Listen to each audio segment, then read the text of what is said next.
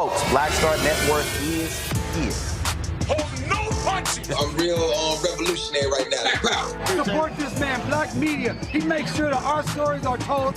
Thank you for being the voice of Black America, Roland. Stay black. I love y'all. All momentum we have now, we have to keep this going. The video looks phenomenal. See, there's a difference between Black Star Network and Black-owned media and something like CNN. You can't be Black-owned media and be scared. It's time to be smart. Bring your eyeballs home.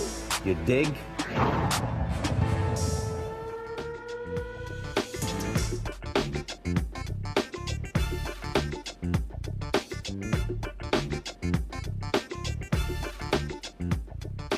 Today is Thursday, September 26, 2024. Coming up on Roland Martin Unfiltered, streaming live on the Black Star Network. North Carolina removes more than 700,000 people from the voting rolls.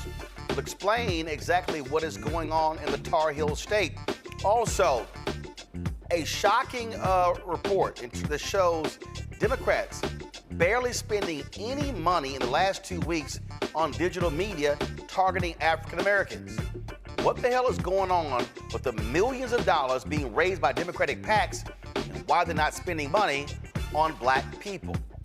Vice President Kamala Harris sits down with MSNBC last night after her economic speech, talking about what she will do if she is president. And don't y'all notice that all of a sudden, every time she does an interview, they then complain about the interview, but they complain that she don't do enough interviews.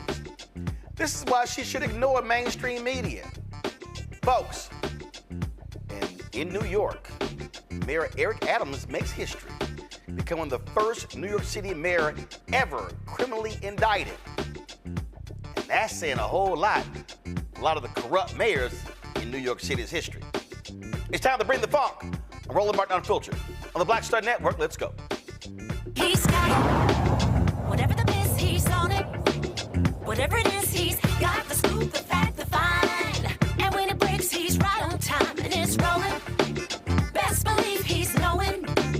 Putting it down from sports to news to politics. With entertainment just for kicks, he's rolling. It's on go, roll, roll, y'all.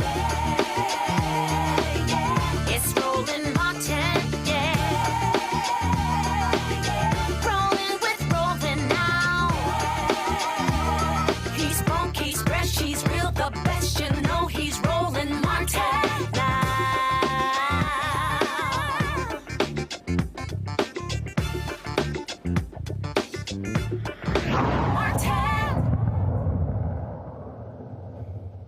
All right, how many times have y'all heard folks say, oh, Biden, Harris, they ain't doing nothing for Black people? You don't see them doing anything to address police brutality and what's happening with all these cops out here?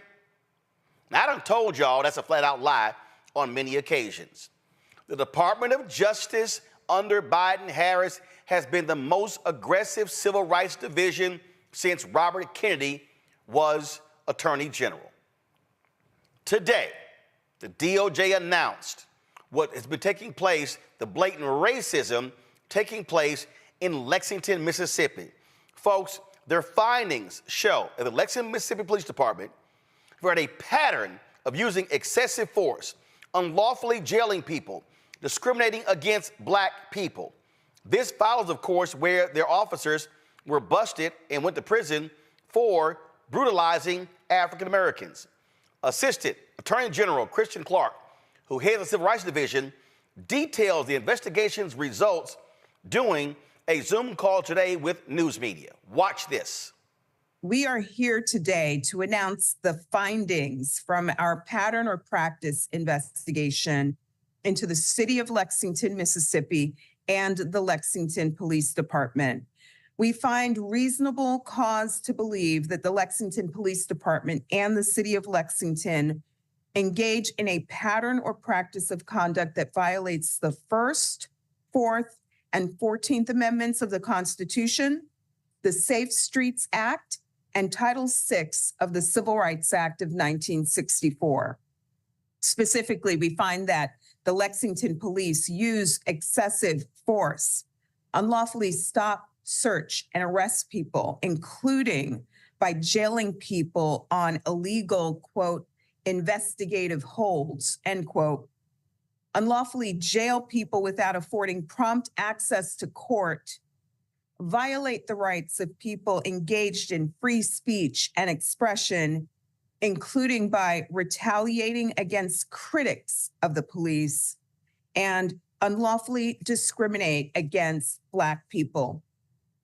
The department also unlawfully arrests, jails, and detains people based on their failure to pay money without assessing their ability to pay. Unlawfully arrests people just because they owe outstanding fines, and imposes money bail without justification and again without assessing ability to pay. The fact that fines and fees fund the department drives its law enforcement, resulting in a crude policing for profit scheme. The Lexington Police Department operates under an unconstitutional financial conflict of interest. Lexington's focus on revenue and its overly aggressive form of policing leaves the people of Lexington feeling harassed, helpless, and hopeless. For example, on the day that we opened our investigation, Lexington officers chased a man down and tased him until he foamed at the mouth. In the previous months, police officers had repeatedly arrested the man for minor offenses that most police departments would have handled with a ticket. For stealing sugar packets from a gas station, the man spent 13 days in jail. He spent 4 days in jail for taking a second cup of coffee after paying for the first. Each time, the Lexington police kept him in jail because he could not afford to pay the fines or the $50 processing fee Lexington charges for every arrest. Especially for a person in poverty, these fines are no small thing. Even though he has no money, the man owes the Lexington Police Department over $7,500. At no point did the police or city assess his ability to pay those fines. In America, being poor is not a crime, but in Lexington, their practices punish people for poverty. We cannot stand for the criminalization of poverty in this country. On February 29th, we provided official notice to Lexington city officials and the police department about our concerns regarding illegal arrests and detentions that penalize people for lacking resources. Lexington has made modest changes, but as today's findings show, more meaningful reform is necessary. Lexington's fines and fees have been absolutely devastating for the people who live there. Although Lexington is one of the poorest counties in America, people owe the police department $1.7 million in outstanding fines. The Lexington Municipal Court has issued bench warrants for over 650 people based on unpaid fines, equivalent to roughly half of Lexington's population. Based on these warrants, police officers have unlawfully arrested and jailed people using the leverage of incarceration to extract more money from them. Other times, the Lexington police send people to jail for days or weeks for minor offenses. People are left to languish in jail until they can go before a judge or they can scrape enough money together to pay their fines. This, too, violates people's civil rights. For example, the Lexington police arrested a Black man for allegedly taking $15 worth of gas. The police told him the fine was $300. He couldn't pay it. The police sent him to jail until the next scheduled court date 2 weeks later. Unjustly enforcing fines and fees creates a two-tiered system of justice that can perpetuate a cycle of poverty. It also fuels a financial conflict of interest for the police department. The police must enforce the law even-handedly, not based on generating revenue. Lexington, though, focused its law enforcement on strategies that generated income, even at times linking police officers' paychecks to the number of arrests they made. Over the past 2 years, Lexington has made nearly 1 arrest for every 4 people in town, more than 10 times the per capita arrest rate for Mississippi. The Lexington police also illegally arrest people for using profanity, and they retaliate against people who simply film officers or criticize the police. The First Amendment protects swearing, yet the Lexington police broke down a man's back door and arrested him for swearing in a public space. The First Amendment also protects the right to film or criticize officers.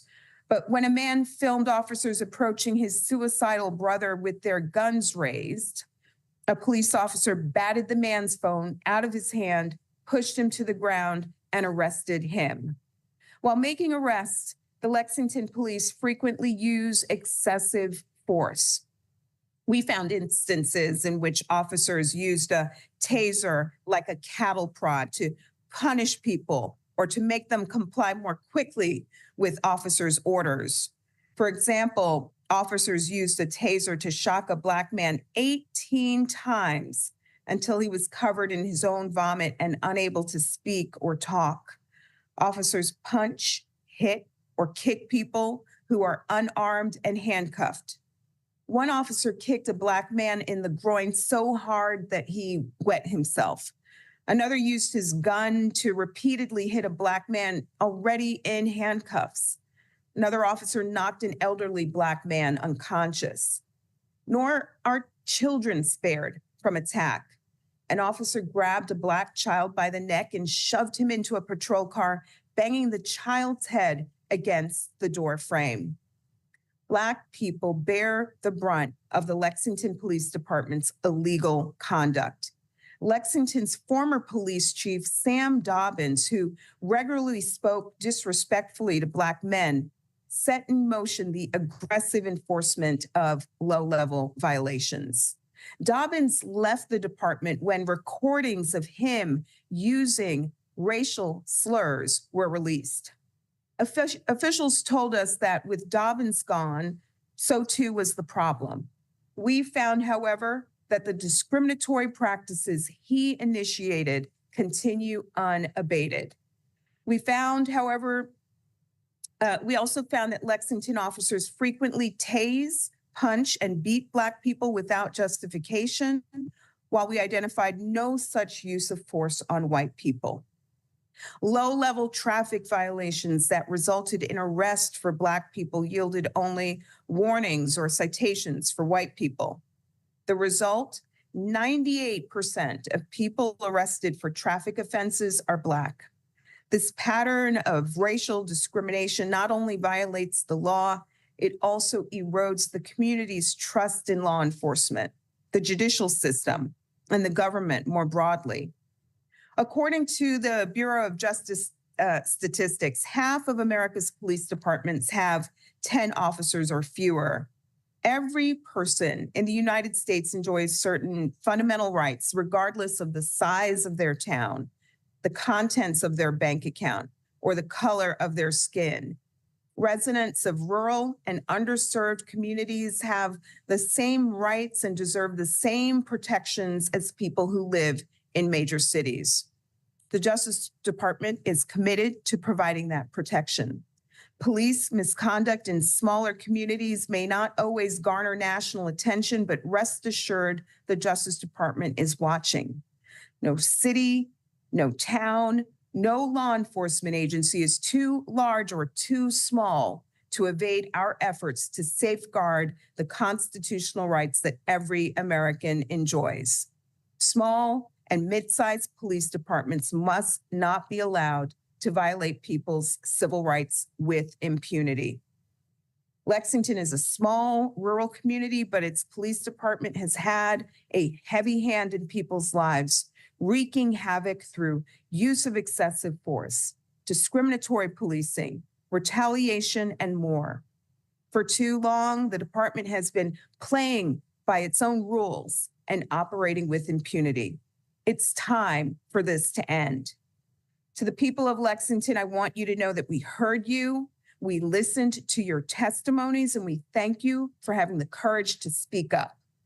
The Lexington Police Department and the city of Lexington have agreed to cooperate with the Justice Department to address the serious challenges we outlined today as we begin the hard, essential work of rebuilding trust and restoring equal justice under law. We need to continue to hear from the Lexington community in the coming days and weeks. We stand with the people of Lexington to extend justice to all its residents, rich and poor, regardless of their race. I need every black man and every black woman who's even thinking about voting for Donald Trump to come here and pay attention to what I'm about to tell you right now. What you just heard from Kristen Clarke, who heads the Civil Rights Division in the Department of Justice under President Biden and Vice President Kamala Harris, is egregious. It is shocking. It is pathetic. It is degrading, and it is demeaning. And what you just heard would never happen under Donald Trump. Let me remind y'all, Donald Trump, when he went to the Oval Office, he named Jeff Sessions his attorney general. They tried to get out of the Baltimore consent decree. A federal judge and the city said, absolutely not. They tried to get out of a consent decree in Chicago. Jeff Sessions literally said, and we're gonna find a clip for y'all, we need to pull back on these police and patterns and practices investigations because the cops are suffering from low morale. Bill Barr, who replaced Jeff Sessions, said the exact same thing. So how can you call yourself somebody who cares about black people, and you care about justice, and you care about equality, and you know damn well that there is a 180-degree difference between a Trump Department of Justice and a Biden-Harris Department of Justice? And there's going to be a big difference between a Trump-Vance Department of Justice and a Harris-Walz Department of Justice. The facts are there. This administration has had more than a dozen police pattern and practices investigations. They have been investigating police departments all across the country. They have been putting rogue cops in prison. They have been putting individuals committing hate crimes in prison. Can we say the same thing about the Trump-Pence Department of Justice? Absolutely not.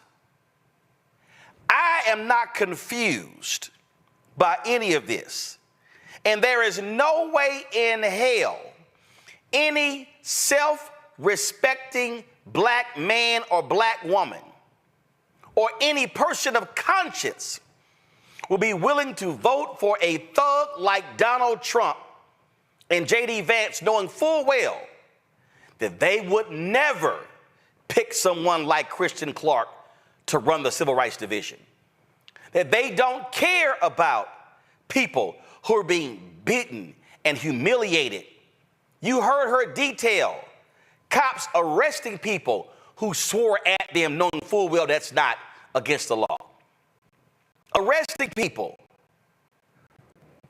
for a cup of coffee and putting them in jail for multiple days after the man had already bought a cup of coffee.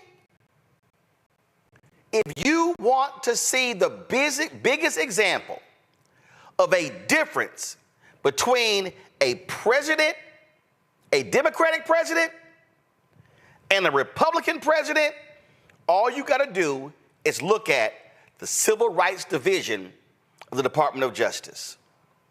But let me also add this as my final point before I go to my panel. The Civil Rights Division under Kristen Clarke, they've also been going after redlining. Did Trump go after redlining? No. Please, by all means, show me how aggressive Trump and Pence was when it comes to going after these banks for discriminatory practices against African Americans. I'll wait. Because you can't find it. Y'all can play games all y'all want to. And in 41 days, we will elect a new president.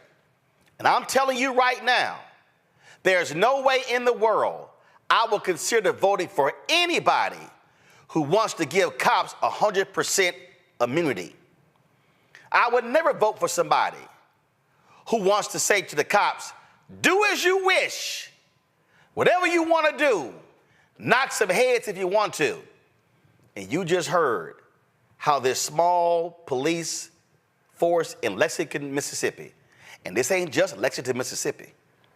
This is police forces in small towns, in rural America, in big cities, red and blue, need an aggressive Department of Justice overlooking them. Black man and black woman, do not be fooled. All you brothers out there talking about, yeah, Trump gonna put that money in my pocket. I'm gonna get some stimmies. No, you're not. But I can guarantee you this, he gonna bring back stop and frisk. I can guarantee you this, he's gonna allow cops to knock black men upside their heads. So y'all go ahead and play around if you want to. And don't come crying. If he wins, don't come crying later. Oh, my God. Where's Ben Crump? Where's Harry Daniels? Where's Lee Merritt? Can I take, where's Reverend Al Sharpton? Where's the NAACP? You going to say that if you sit your ass at home? You going to say that if you vote for Trump? I'm telling y'all right now, Donald Trump and Kamala Harris, it ain't even, they're not even in the same planetary system when it comes to holding rogue cops accountable. My panel, Dr. Greg Carr, Department of Afro-American Studies, Howard University, out of Washington, D.C., Lauren Victoria Burke, Black Press USA, coming to us from Arlington, Virginia, and Joy Chaney, joining us down, founder of Joy Strategies out of D.C. as well. I had to make this point as clear as possible, Greg, because I see all these folks, and they're commenting on the posts that I make and others on Instagram and TikTok and Twitter and Facebook and Snapchat and all different fan base, Tumblr, all social media. Oh yeah, Trump. Oh yeah, I'm down with Trump. I ain't down with her. I ain't down with the prosecutor. Yeah, Trump has made perfectly clear. He supports stop and frisk. He supports 100% immunity for cops. He does not support the George Floyd Police and Justice Act. He does not support holding cops accountable. Every black person listening had better understand, Greg, that you are going to see cops running rampant in our communities because they will have a MAGA red hat wearing fool in the nation's capital who will tell the Department of Justice, don't you investigate them. And for anybody to think I'm lying, y'all mad about that brother Marcel Williams being executed?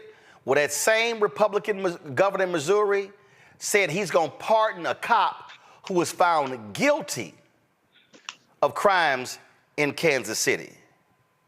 You got Greg Abbott, who pardoned the white man who killed the white Black Lives Matter protester at the protest in Austin. Folk had better realize absolute police thugs will be in charge if Donald Trump prevails against Vice President Kamala Harris. Of course, you're absolutely right. You're absolutely right. You know, last night in class, we were talking about Reconstruction. We were reading a chapter in Derek Bell's casebook on Reconstruction and the 13th, 14th, and 15th Amendments. And, you know, one of my students over at Howard Law School made an observation. He said, you know, there's a reason why in this country that it took me coming to law school, my third year of law school, to have a sustained conversation about something that we learned nothing about in high school and I didn't learn anything about in college. I said, you're absolutely right. This is the most important period in U.S. history for us to study is Reconstruction.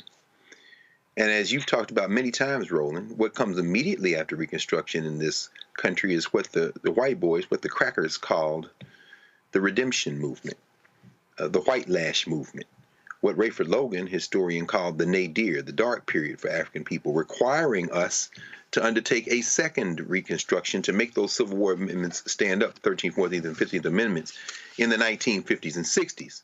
And since the 1960s, what these practitioners of devilment, I'll stop short of calling them devils, but only very closely short, have been doing ever since is trying to roll back not only the 1960s, but the 20th century. The vigilante force known as the police in this country, the patter-rollers, are licking their chops at the prospect of one of their own, an open white nationalist, assuming the vice presidency. I'm talking about Junior Varsity Vance, who threw, of course, his own family under the bus, who's currently throwing his wife under the bus and his children under the bus as he practices this form of hatred of everything non-white in his form of his immigrant shaming and blaming and falsifying descriptions of them. But the president of the United States, the malevolent force known as Dementia J. Trump, or Donald Trump by some, he is the wild card that will enable Junior Varsity Vance, who is a hardcore ideologue. Why? Because Donald Trump doesn't believe in anything but himself, and he'll say anything and he'll let people do anything. That license, the license that we'll see in a little town, not even an hour outside of Jackson, Mississippi, where they follow a man home based on tint on his windows and tase him for 15 seconds, where they lock up a man for swearing at the police. These white boys are the Klan. They are the Klan of the 19th century. They are the Redeemers movement. They are the Knights of the White Chameleon, the Ku Klux Klan. And they are licking their chops at finally taking the next quantum leap toward redeeming themselves in terms of white supremacy. That's what Make America Great Again means. And finally, I'll say this. For all the people out there who think that somehow Donald Trump might be better for you if you're of African descent, you've opened your mouth and you've put your whole rotten brain on display. You've demonstrated that you are a danger, not only to yourself, but to the rest of us. Lauren, there's somebody who's watching, Lauren, and they're saying, Roland, Trump doesn't believe those things. I'm a black man and Trump stands with me. Really? What I'm about to play for you is literally on his campaign website. This is where I found it. All you brothers who hollering Trump, Trump, Trump. Oh yeah, Trump. Oh yeah, I'm down with Trump. Listen to this. Because the Democrats want to take those protections away from our police because we want them to do their jobs and we want them to do their jobs right. You can't take their protections away if you're going to have them do their jobs properly. Second, to qualify for this new funding and all other Justice Department grants, I will insist that local jurisdictions return to proven common sense policing measures, such as stop and frisk. Very simple. You stop them and you frisk them. Strictly enforcing existing gun laws against convicted felons, cracking down on the open use of illegal drugs, and cooperating with ICE to get criminal aliens off our streets and get them out of our country. Third, we will go after the radical Marxist prosecutors who are abolishing cash bail, refusing to charge crimes, and surrendering our cities to violent criminals. They have surrendered like never before. I will direct the DOJ to open civil rights investigations into radical left prosecutors' offices, such as those in Chicago, LA, and San Francisco, to determine whether they have illegally engaged in race-based enforcement of the law. I will also work with Congress to give the victims of their Marxist policies the right to sue local officials for harm and suffering, and it has been great that they have caused. If your small business is pillaged because shoplifting goes unpunished, if you're brutally attacked by a violent felon released without bail or bond, then you will be entitled to massive damages. Fourth, I will order the Department of Justice, or some people call it the Department of Injustice right now, and Homeland Security dismantle every gang, street crew, and drug network in America. Every single one of them will be dismantled. We already know where these turf wars and drug dens are. We know who the people are. All right, so come back to me. Lauren, any of these brothers out here, y'all voting for that? Okay. Let me know how that's gonna go down, Lauren. Yeah, I don't really buy into the idea that there's a ton of black men out there voting for Donald Trump or planning to vote for Donald Trump. I think that has been overplayed on CNN in particular and the New York Times. They seem to love to present some outlier example of some black male who wants to vote for Donald Trump. And then when the election actually happens, which we have now two examples, 2020 and, of course, 2016, that show us that, of course, the most dedicated group for the Democratic Party is black women, followed by black men. And so in talking with Mondale Robinson and other people who know a hell of a lot more about this than I do, I'm not seeing what I would consider to be hard evidence that there's a ton of black men out there burning to vote for this lunatic that is running for president again. That's the first thing I would say. The second thing is we just got, of course, a huge report this week that crime is down, violent crime is down, 20-year low. And, of course, as you know, Roland, the Republican Party has been saying the same thing really since the late 1960s with regard to crime and law and order, which is the way that they play their Southern strategy, their racial Southern strategy to scare white folks in the suburbs to vote Republican. And they've just been doing this now for 60 years. It never stops. It doesn't matter what the crime stats say. It's the same thing over and over and over and over again. Of course, to your point, Roland, you're absolutely right with regard to the Department of Justice and Kristen Clarke. You've made the point several times before very correctly that the DOJ should really be playing up this work that they're doing in these spaces. Lexington, Mississippi, in that situation sounded a hell of a lot like the Black Codes, which, of course, is not taught in most high schools, I suspect. But it's really just a remnant of the post-Civil War activity that we saw in the South. And the police department has become the arm of that activity. It kind of reminds me of the 2015 DOJ report by Attorney General Holder on Jennings on St. Louis County, which was extremely familiar to what Kristen Clarke just said with the Slade Roland. It was effectively the same report. They're using black people for fines and fees to fund everybody else, and through branding blacks to criminality. Wow, where did they get that idea from? Very familiar. But here's the thing, Joy. I don't care if the number is 14%, 12%, 10%. No self-respecting black man or black woman should remotely even be considering voting for a thug who says, I'm going to withhold funding from local police departments unless they institute stop and frisk, which we know by the data targets black and brown people. And in New York City, the crazy number of people who were not even guilty of anything. It was racial profiling. When this man says we're going to target Marxist prosecutors, know who he's talking about? Kim Foxx in Chicago. He's talking about, although she's no longer there, Aramis Ayala, who was in Orlando. The woman who took her place, same thing, who DeSantis pushed out. They're talking about Larry Krasner in Philadelphia. They're talking about the DA in Los Angeles.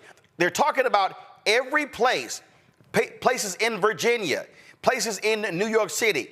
They want to target progressive DAs because they want a hardcore, right-wing, lock them up and throw the key away prosecutors. So for all y'all black folks out here who were talking about the aftermath of George Floyd and y'all talking about how we get abused, this man wants to unleash law enforcement against this country, and he ain't talking about white people. No, he's not. This is a reinstitution of slavery, right? And when you are chasing Black people down in an effort to keep them in check and in line, this is what he's wanted. This is frankly what he's always wanted. Donald Trump has changed many of his positions over the years, but he's been pretty consistent.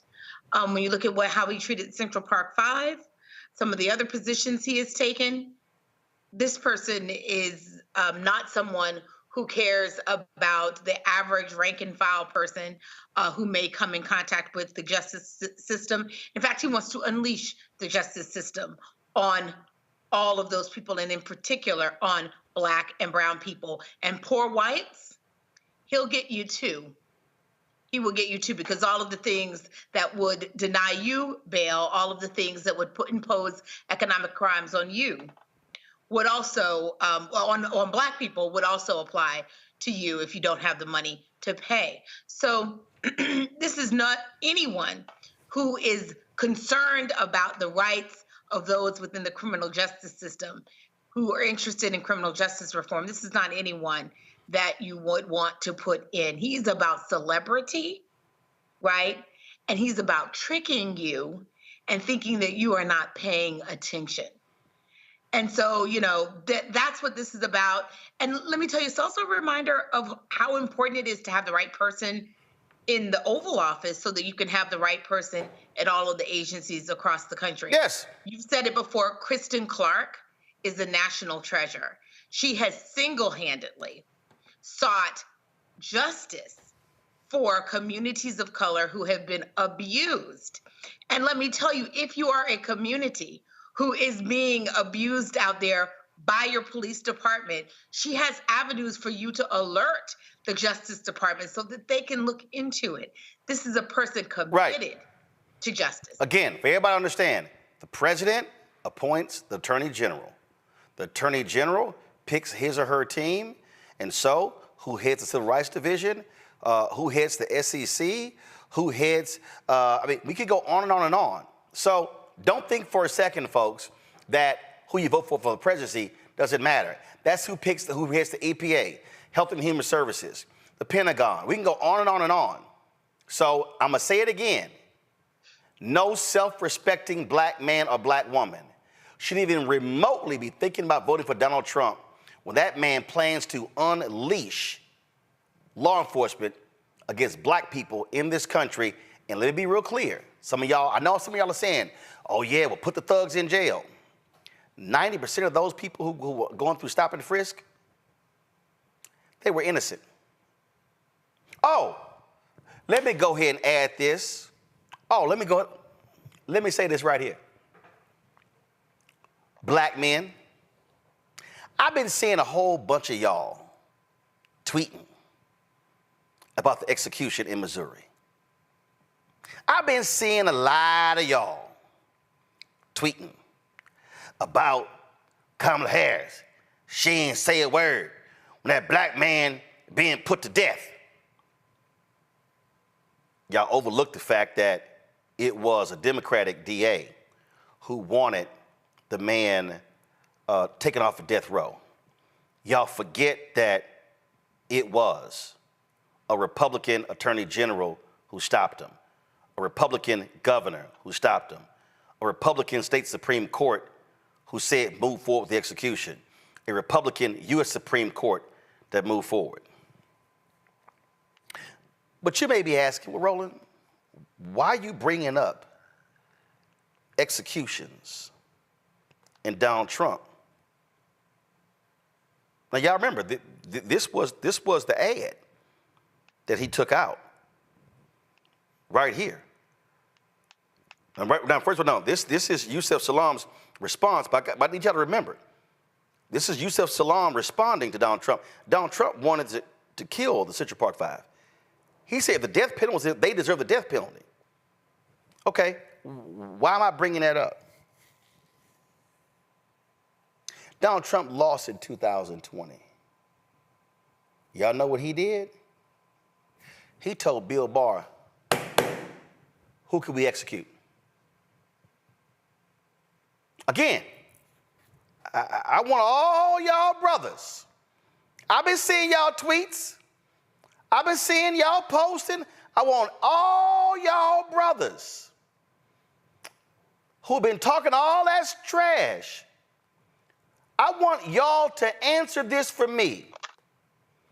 How many people have been executed on the federal level by President Biden, Vice President Harris?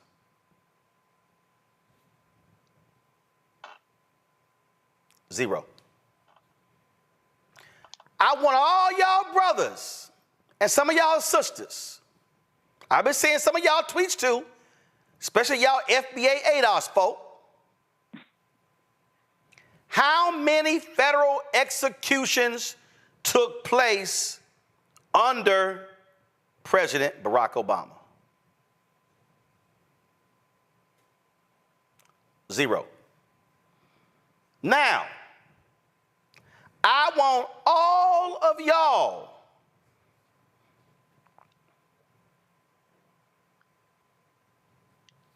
to now answer the question, how many executions took place under Donald Trump?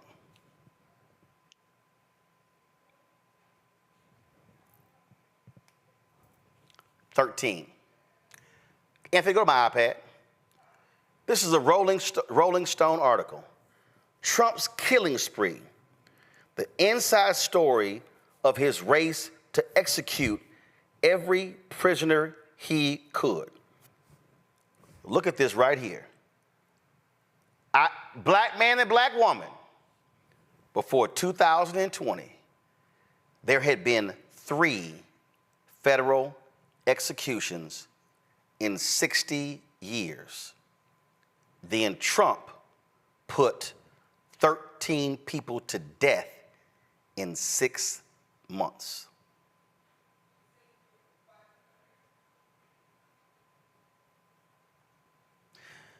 So if y'all are posting tweets trashing Vice President Kamala Harris, she didn't speak up loud enough, she didn't do nothing, why y'all ain't mentioning this?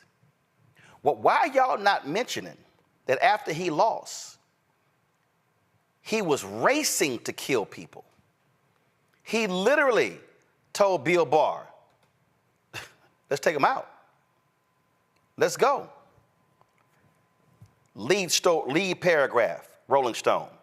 In the final moments of Brandon Bernard's life before he was executed by lethal injection at a federal penitentiary in Terre Haute, Indiana on December 10th, 2020, President Donald Trump picked up the phone to entertain a final plea for mercy on Bernard's behalf.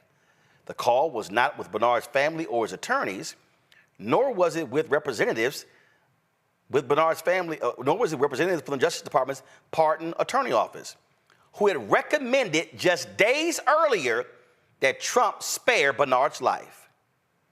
Rather, the call was with Jamal Fincher Jones, better known as Paul da Don, a music producer responsible for hits like Ludacris, Pimpin' All Over the World, and Nicki Minaj's Anaconda.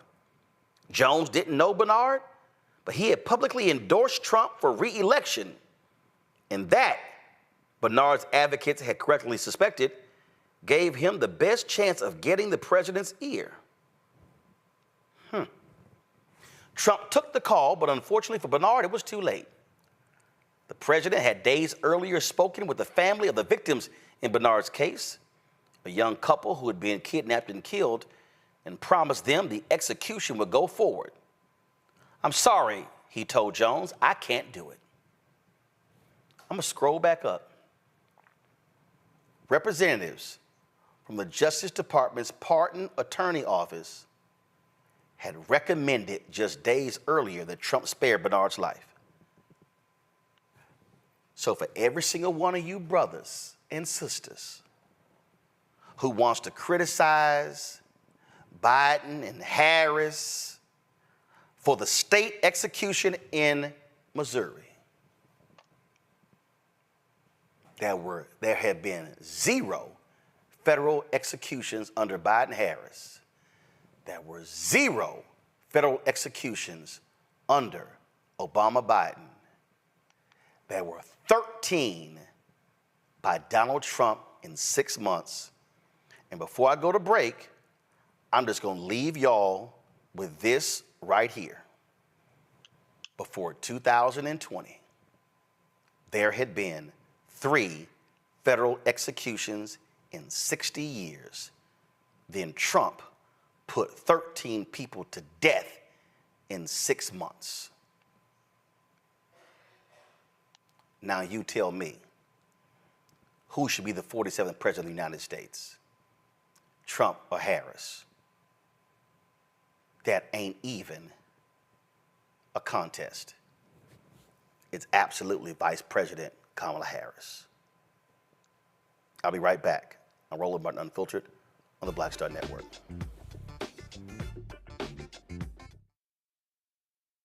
He told us who he was. Should abortion be punished? There has to be some form of punishment. Then he showed us. For 54 years, they were trying to get Roe v. Wade terminated, and I did it, and I'm proud to have done it. Now Donald Trump wants to go further with plans to restrict birth control, ban abortion nationwide, even monitor women's pregnancies. We know who Donald Trump is. He'll take control. We'll pay the price. I'm Kamala Harris, and I approve this message. Bob and I both voted for Donald Trump. I voted for him twice. I won't vote for him again. January 6th was a wake-up call for me. Donald Trump divides people. We've already seen what he has to bring. He didn't do anything to help us. Kamala Harris, she cares about the American people. I think she's got the wherewithal to make a difference. I've never voted for a Democrat. Yes, we're both lifelong Republicans. The choice is very simple. I'm voting for Kamala. I am voting for Kamala Harris.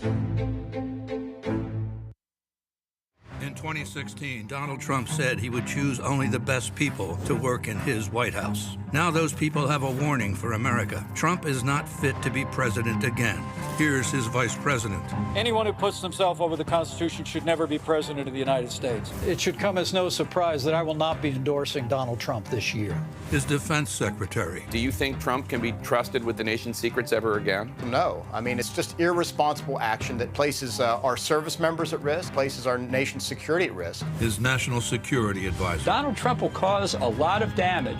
The only thing he cares about is Donald Trump. And the nation's highest-ranking military officer. We don't take an oath to a king or a queen or to a tyrant or a dictator. And we don't take an oath to a wannabe dictator. Take it from the people who knew him best. Donald Trump is a danger to our troops and our democracy. We can't let him lead our country again.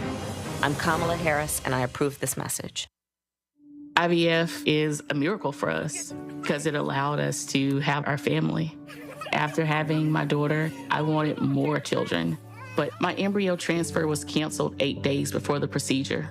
Donald Trump overturning Roe v. Wade stopped us from growing the family that we wanted. I don't want politicians telling me how or when I can have a baby.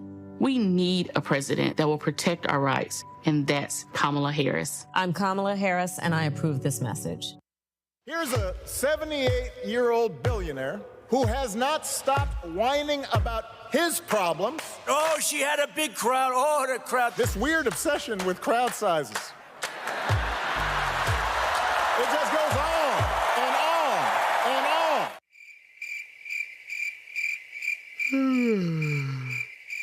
America's ready for a new chapter. We are ready for a President Kamala Harris. I'm Kamala Harris, and I approve this message. The overturning of Roe almost killed me. I had a blood clot in my uterus that caused my labor to have to be induced because of the overturn of Roe v. Wade. I wasn't able to get life-saving treatment sooner. I almost died. And that's because of the decision that Donald Trump made. I was able to get Roe v. Wade terminated, and I'm proud to have done it. The doctors and nurses were afraid that if they treated me in the incorrect way, that they would be prosecuted for that. And that's appalling. Donald Trump says that women should be punished. Do you believe in punishment for abortion? There has to be some form of punishment. For the woman? Yeah. I believe that women should have reproductive freedom to make the choices about their own bodies. 4 more years of Donald Trump means that women's rights will continue to be taken away one by one by one by one. This has to stop because women are dying. I'm Kamala Harris, and I approve this message. What's up, everybody? It's your girl, Latasha from the A. And you're watching Roland Martin Unfiltered.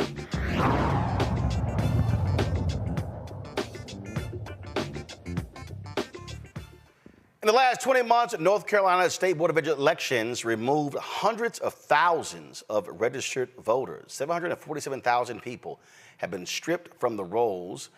They were deemed ineligible to register because they had moved within the state and did not register their new address, or because they did not participate in the past 2 federal elections, prompting an inactive status. Other reasons for removal include death, felony convictions, out-of-state moves, and personal removal requests. North Carolina is one of 7 swing states likely to decide the presidential election between Vice President Kamala Harris and that idiot.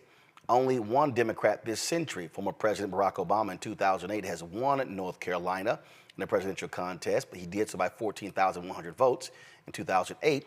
But Harris has been polling close to Trump in the Tar Heel state. The purge comes just a few weeks after North Carolina Republicans filed a lawsuit that said the state had failed to act on complaints about ineligible people on voter rolls. Now, what people need to understand here, Lauren, is that it was a white man in Ohio who filed a lawsuit dealing with the issue of being removed from the voting rolls. This conservative Supreme Court ruled that Ohio could purge folks. As a result, Republicans all across the country immediately began to purge people from elections. They decided that even though that guy had not voted in several elections, it was okay to get rid of them. Now, that still, to me, is dumb, that you're purging people because they did not vote in a couple of presidential elections. They could have voted in local elections, but this is what Republicans have always wanted. They need to shrink the electorate to give them a better shot at winning. Yeah, and then they need to not change any of their policies to expand the electorate for their party, which they refuse to do.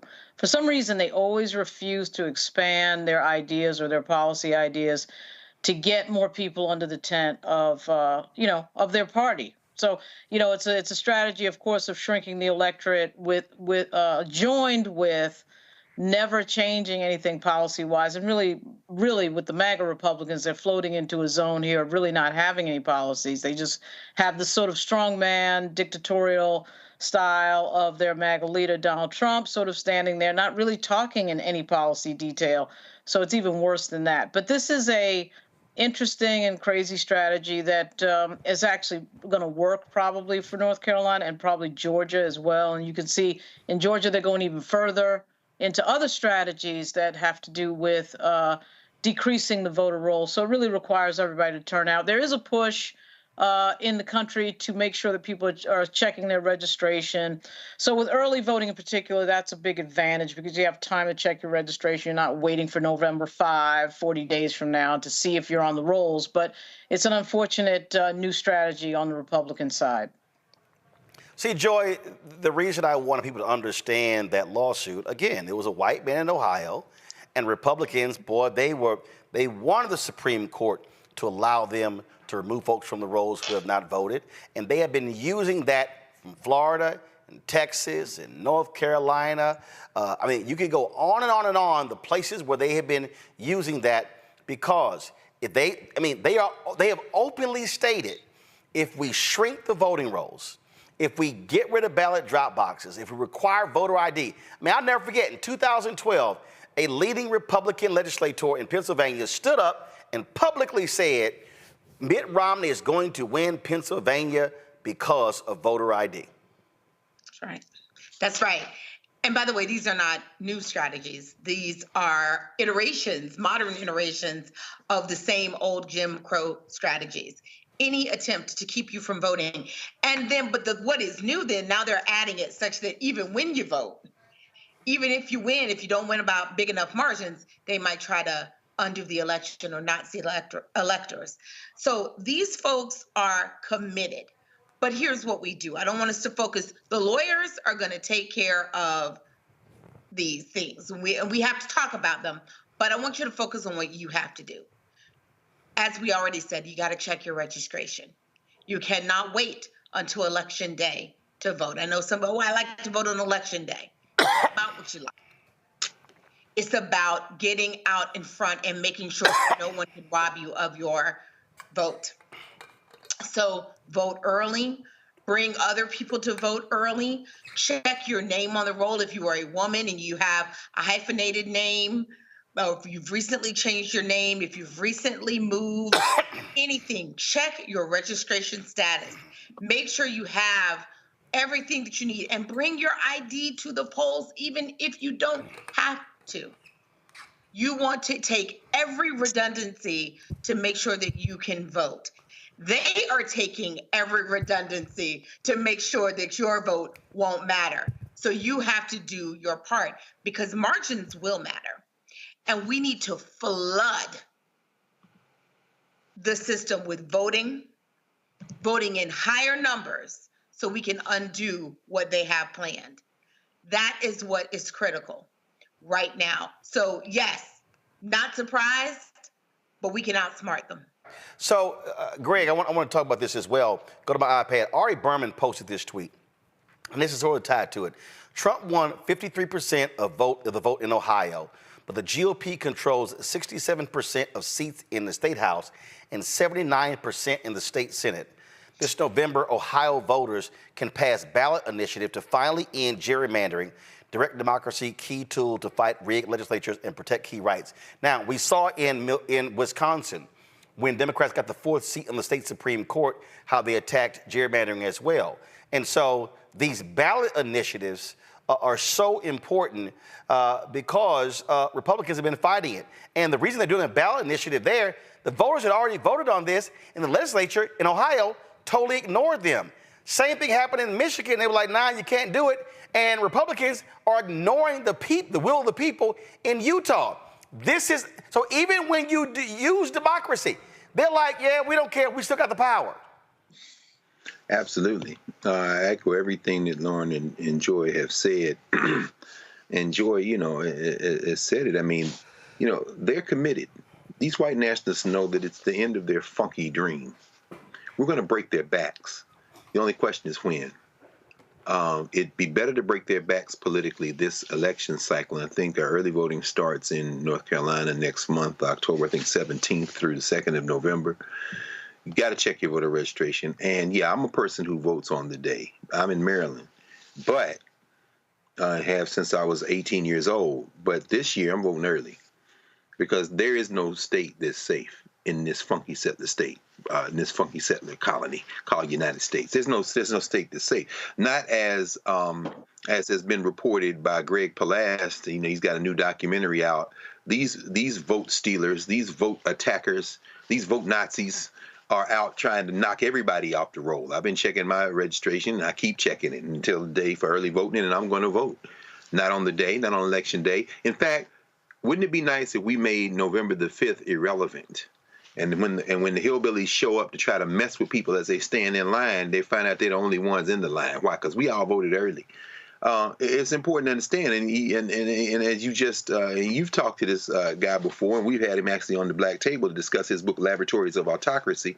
David Pepper, a former Ohio state legislator who has talked about this and has been screaming from the rooftops what they've been doing in Ohio. But this is the time for Cleveland and Dayton. This is the time for Columbus. This is the time for all of those folks in Springfield, Ohio, where Ohio University is, to go out and break the backs of these white nationalists by making sure that this ballot referendum passes and you can get rid of the gerrymander. The only way they have a chance to continue their white supremacist, their white nationalist fever dream, is to steal your vote.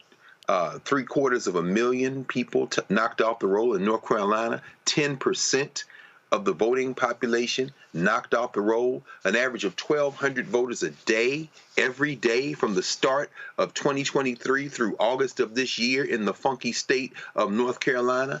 That's because they know they can't win it fair and square. They have no interest in winning it fair and square. They are trying to literally run their funky ass dream through your chest by taking you off the rolls. I say you break their backs politically. You can make sure you register and get out there and vote early. Render November the 5th as irrelevant as we can. Absolutely. All right, folks. Hold tight 1 second. When we come back, Rough day for New York Mayor Eric Adams, indicted by federal authorities. We're going to break it all down with Ellie Mister with the Nation. He is up next. Folks, don't forget to support the work that we do.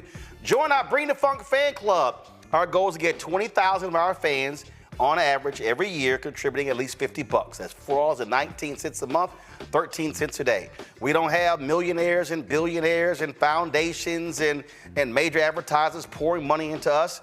We've been making this thing work by going directly to the people for the past 6 years, and that's how we've been able to survive. So your support is critical. Now, we keep having issues with Cash App. We're trying to deal with them. They don't allow companies like ours to actually now use Cash App. They literally are deleting our Cash App accounts. They are putting caps, daily and weekly and monthly caps. They need to change it, but it's impacted us in a huge way, so we're still trying to deal with Square and a QR option is all back and forth. So the 4 ways to give to our show: check and money order, P.O. Box 57196, Washington, D.C., 20037-0196. PayPal is R Martin Unfiltered. Venmo is RM Unfiltered. Zelle, Roland@RolandSMartin.com. Roland@RolandMartinUnfiltered.com. We'll be right back.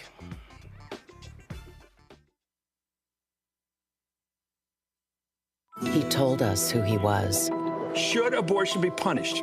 There has to be some form of punishment. Then he showed us. For 54 years, they were trying to get Roe v. Wade terminated, and I did it, and I'm proud to have done it. Now Donald Trump wants to go further with plans to restrict birth control, ban abortion nationwide, even monitor women's pregnancies. We know who Donald Trump is. He'll take control. We'll pay the price. I'm Kamala Harris, and I approve this message. Bob and I both voted for Donald Trump. I voted for him twice. I won't vote for him again. January 6th was a wake-up call for me. Donald Trump divides people. We've already seen what he has to bring. He didn't do anything to help us. Kamala Harris, she cares about the American people. I think she's got the wherewithal to make a difference. I've never voted for a Democrat. Yes, we're both lifelong Republicans. The choice is very simple. I'm voting for Kamala. I am voting for Kamala Harris. In 2016, Donald Trump said he would choose only the best people to work in his White House. Now those people have a warning for America. Trump is not fit to be president again. Here's his vice president. Anyone who puts themselves over the Constitution should never be president of the United States. It should come as no surprise that I will not be endorsing Donald Trump this year.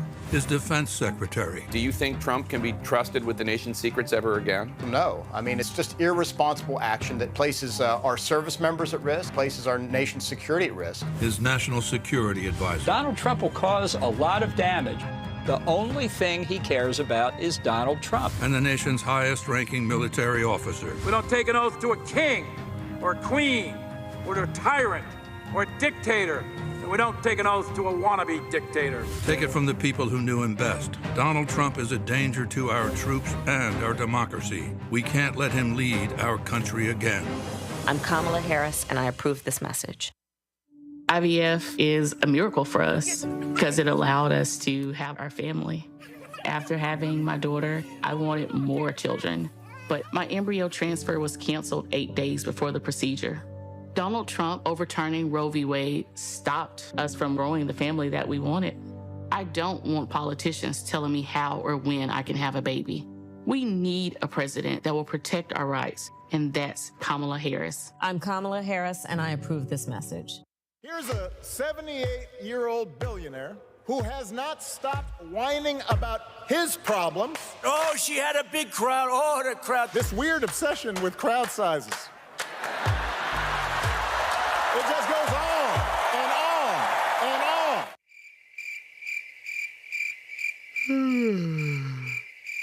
America's ready for a new chapter. We are ready for a President Kamala Harris. I'm Kamala Harris, and I approve this message. The overturning of Roe almost killed me. I had a blood clot in my uterus that caused my labor to have to be induced because of the overturn of Roe v. Wade. I wasn't able to get life-saving treatment sooner. I almost died. And that's because of the decision that Donald Trump made. I was able to get Roe v. Wade terminated, and I'm proud to have done it. The doctors and nurses were afraid that if they treated me in the incorrect way, that they would be prosecuted for that. And that's appalling. Donald Trump says that women should be punished. Do you believe in punishment for abortion? There has to be some form of punishment for the woman. Yeah. I believe that women should have reproductive freedom to make the choices about their own bodies. 4 more years of Donald Trump means that women's rights will continue to be taken away one by one by one by one. This has to stop because women are dying. I'm Kamala Harris, and I approve this message. Hello, I'm Jamia Pugh. I am from Coatesville, Pennsylvania, just an hour right outside of Philadelphia. My name is Jasmine Pugh. I'm also from Coatesville, Pennsylvania. You are watching Roland Martin Unfiltered. Stay right here.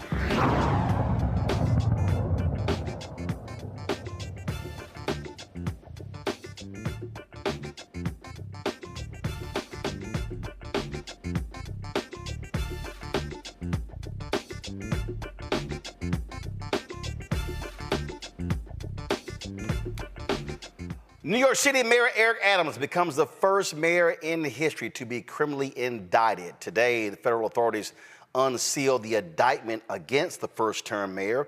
He faces 5 counts of bribery, campaign fund fraud, and other corruption. Here is the federal prosecutor supervising the Adams investigation, U.S. Attorney for the Southern District of New York, Damian Williams, laying out the indictment. As the indictment alleges, Mayor Adams engaged in a long-running conspiracy in which he solicited and knowingly accepted illegal campaign contributions from foreign donors and corporations. As we allege, Mayor Adams took these contributions even though he knew they were illegal, and even though he knew these contributions were attempts by a Turkish government official and Turkish businessmen to buy influence with him. We also allege that the mayor sought and accepted well over $100,000 in luxury travel benefits from some of the same foreign actors who arranged many of the illegal campaign contributions. These benefits included free international business class flights and opulent hotel rooms in foreign cities. The mayor had a duty to disclose these gifts on his annual public disclosure forms so that the public could see who was giving him what. But as we allege, year after year after year, he kept the public in the dark. He told the public he received no gifts, even though he was secretly being showered with them. We allege that Adams accepted these benefits knowing that they were given to him because of his position. And in exchange for some of those improper benefits, he intervened in the New York City Fire Department's inspection process for a building owned and operated by the Turkish government, allowing it to open even though it had not passed the fire inspection. The corruption alleged in the indictment is, as I said, long-running. As we allege in the indictment, Adams' solicitation of illegal campaign contributions began in 2018. After he started raising funds for his 2021 mayoral campaign, he agreed to take contributions offered by multiple Turkish businessmen, several of whom he met in Turkey. Adams knew that these wealthy individuals could not legally donate in a U.S. election. Federal law clearly prohibits foreign donations. That's how we protect our elections from foreign influence. Yet Adams directed his staff to pursue this illegal money to support his campaign for mayor.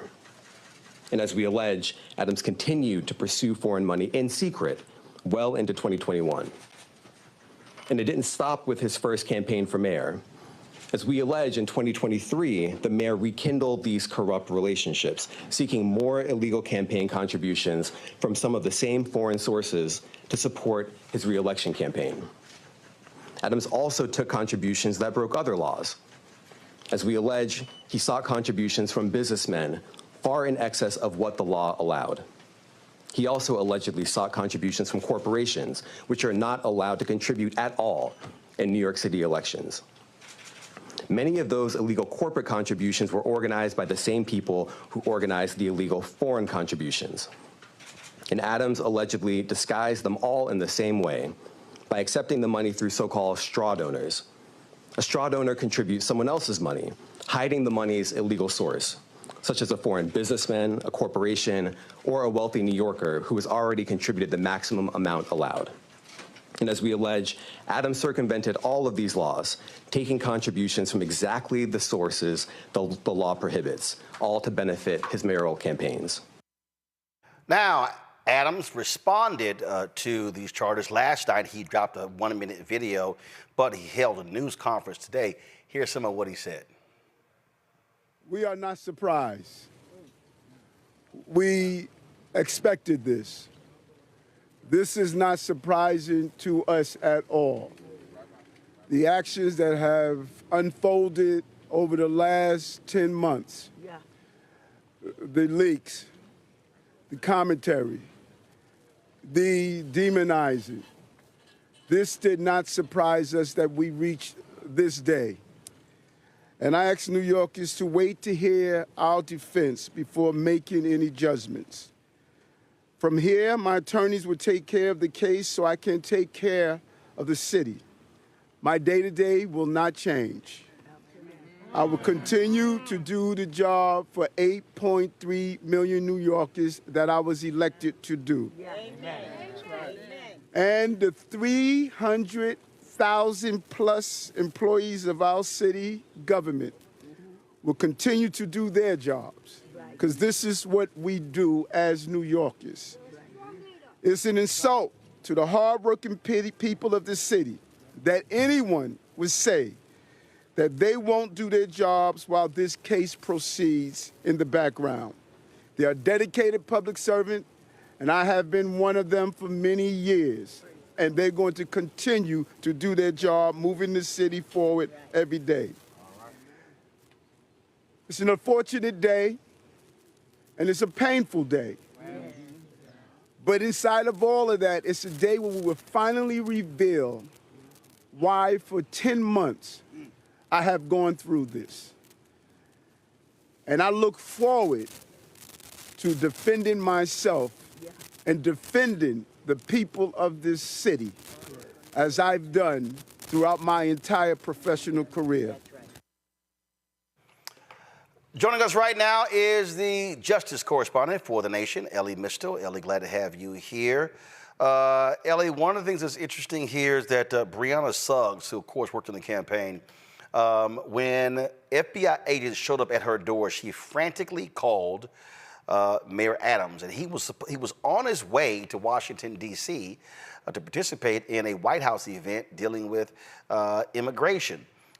This is what the indictment says, Ellie. After learning that FBI agents had arrived at her residence, but before answering their repeated knocks at her door, the Adams fundraiser called Adams 5 times, even though the agents had not yet given the Adams fundraiser any indication of the purpose for their visit. When the Adams fundraiser then spoke with the FBI agents, she agreed to discuss many subjects, but refused to say who had paid for her 2021 travel to Turkey. As the FBI agents departed the Adams fundraiser's residence, Adams attempted to call the Adams fundraiser's phone.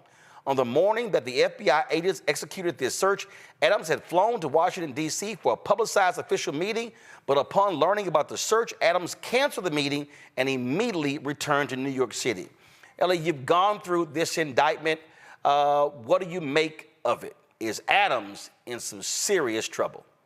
Yeah, so when you read through some of the text that the FBI has collected about Eric Adams and this general Turkish scheme, I'm reminded of the famous quote from The Wire where Stringer Bell asked the young Hopper, "Brother, is you taking notes about a criminal conspiracy?"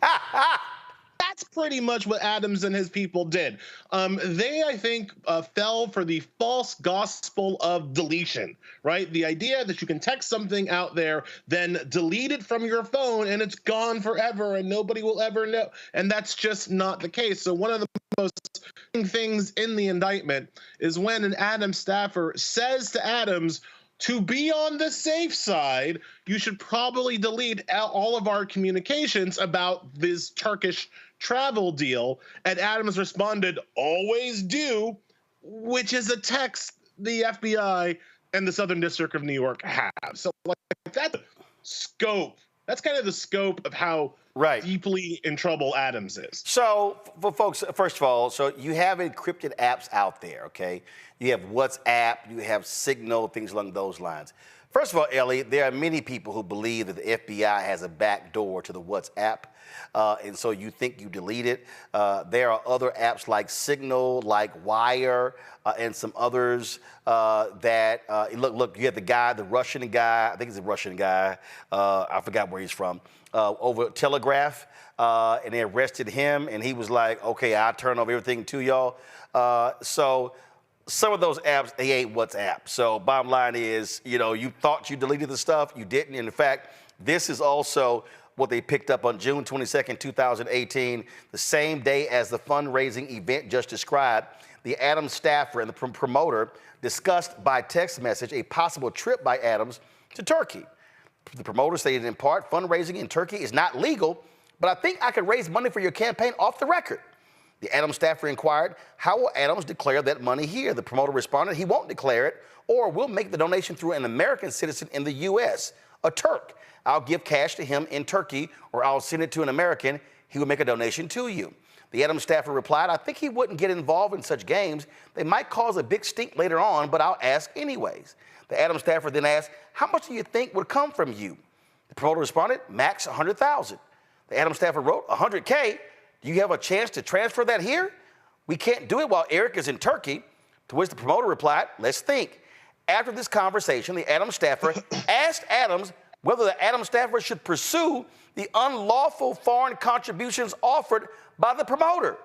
And contrary to the Adams staffer's expectations, Adams directed that the Adams staffer pursue the promoter's illegal scheme. That's the staffer saying, hey man, he ain't gonna do that because it's illegal. She said, hey bro, what you wanna do? He was like, yo, show me the money. So there are two legal things to pick up from that, right? One is how deep they've got Adams, because that Adams staffer, that person is state's evidence, right? You don't get that kind of information in your indictment unless that staffer has flipped as now telling all the stories about Eric Adams and what he said and what he directed them to do, right? But that also, therein lies the beginnings of what Adams' defense is going to be. Now, look, right now, he's in his Law and Order phase where he's like, it's all lies. And he's doing the Trump playbook right now. They're trying to get to me by trying to get to you by going through me and all that bullcrap. None of that is a sufficient legal argument. What his actual legal argument will be once he gets to court is going to be dependent all on those staffers. Hey, man, I didn't know what's going on. I didn't know where the money was coming from. That's all on them. It was up to them to make sure that these contributions were legal, right? Like that's going to be the core of his defense. Ignorance, right? Now, the reason why he's going to have a problem with that defense is all of the stuff in the indictment about his travel, right?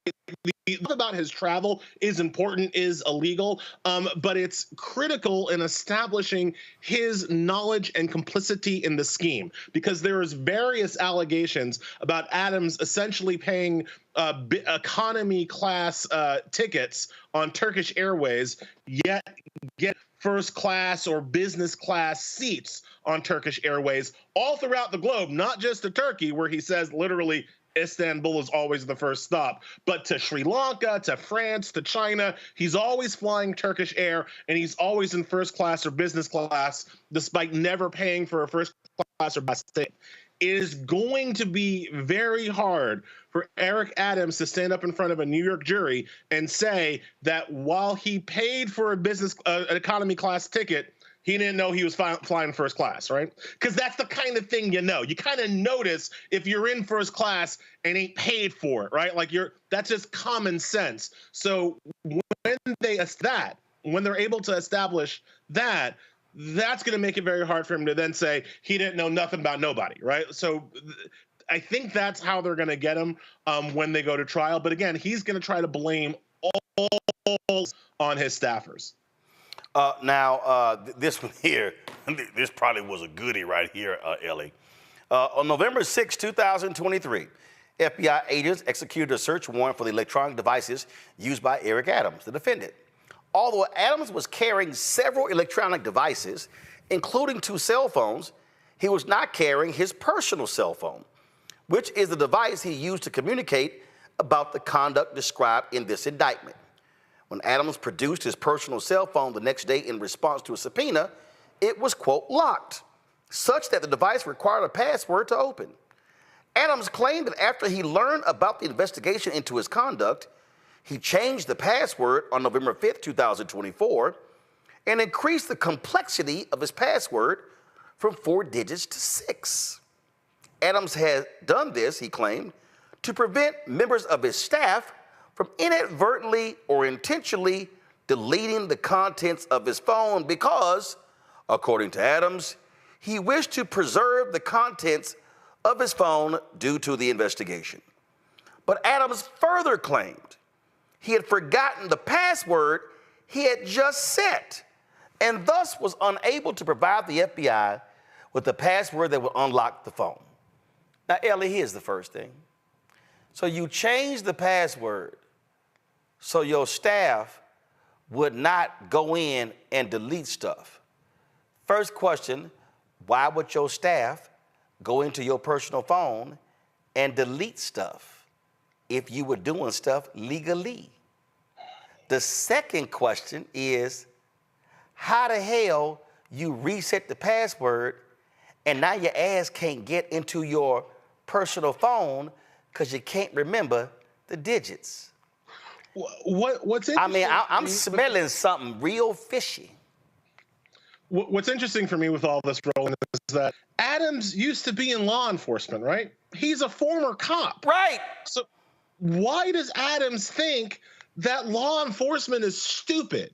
Like why does Adams think that this is going to work? That shit don't even work on Law and Order or CSI. Like nobody's gonna buy that, and you would basically think that a former cop would be better at criming than Adams appears to be in this indictment, with nod and wink, just ridiculous arguments like, I forgot the password I just changed on my phone, and oh, my staff sometimes gets into my phone and deletes my activity. Who can know why? Like, who is that for? Who does he think is gonna buy this? And this, I think, goes to another kind of overarching theme of the indictment. Adams thought he was untouchable. Adams thought that nobody was going to come after him. And really, let's remember, Adams is now the first sitting New York mayor to be indicted on federal charges. But let's talk as adults here, Roland. Adam ain't the first New York City mayor to commit some federal crimes, all right? We can go back to John Lindsay, Jimmy Walker. We can go back to lots of New York mayors who did lots of shady stuff. Adams is the first one to be indicted for any of that shady stuff, right? Now, I would point out that the mayors that I just mentioned happen to be white mayors, while Adams happens to be a black mayor, and maybe Adams is the one who forgot that, right? As people have been saying, you know, your mama tells you, honey, you can't do what they do. And I do, reading the indictment, I do get that Adams thought he was going to be held to the rules that affected every other white mayor before him, not realizing, no. He was going to be held to the rules. And the rules are, you can't take money from foreign contributors. You have to cooperate with the FBI, and you can't delete stuff on your phone. Those are the rules that were going to be applied to him. And there's one more thing in the indictment, Roland, that really, I think as a New Yorker, should really piss people off, all right? New York has a very good, very progressive program where the city will match small dollar donations to political campaigns up to $2,000, right? So we, the New York taxpayers, with candidates up to $2,000 in matching funds to try to kind of diminish the corporate and wealth influence in our New York State and city elections, right?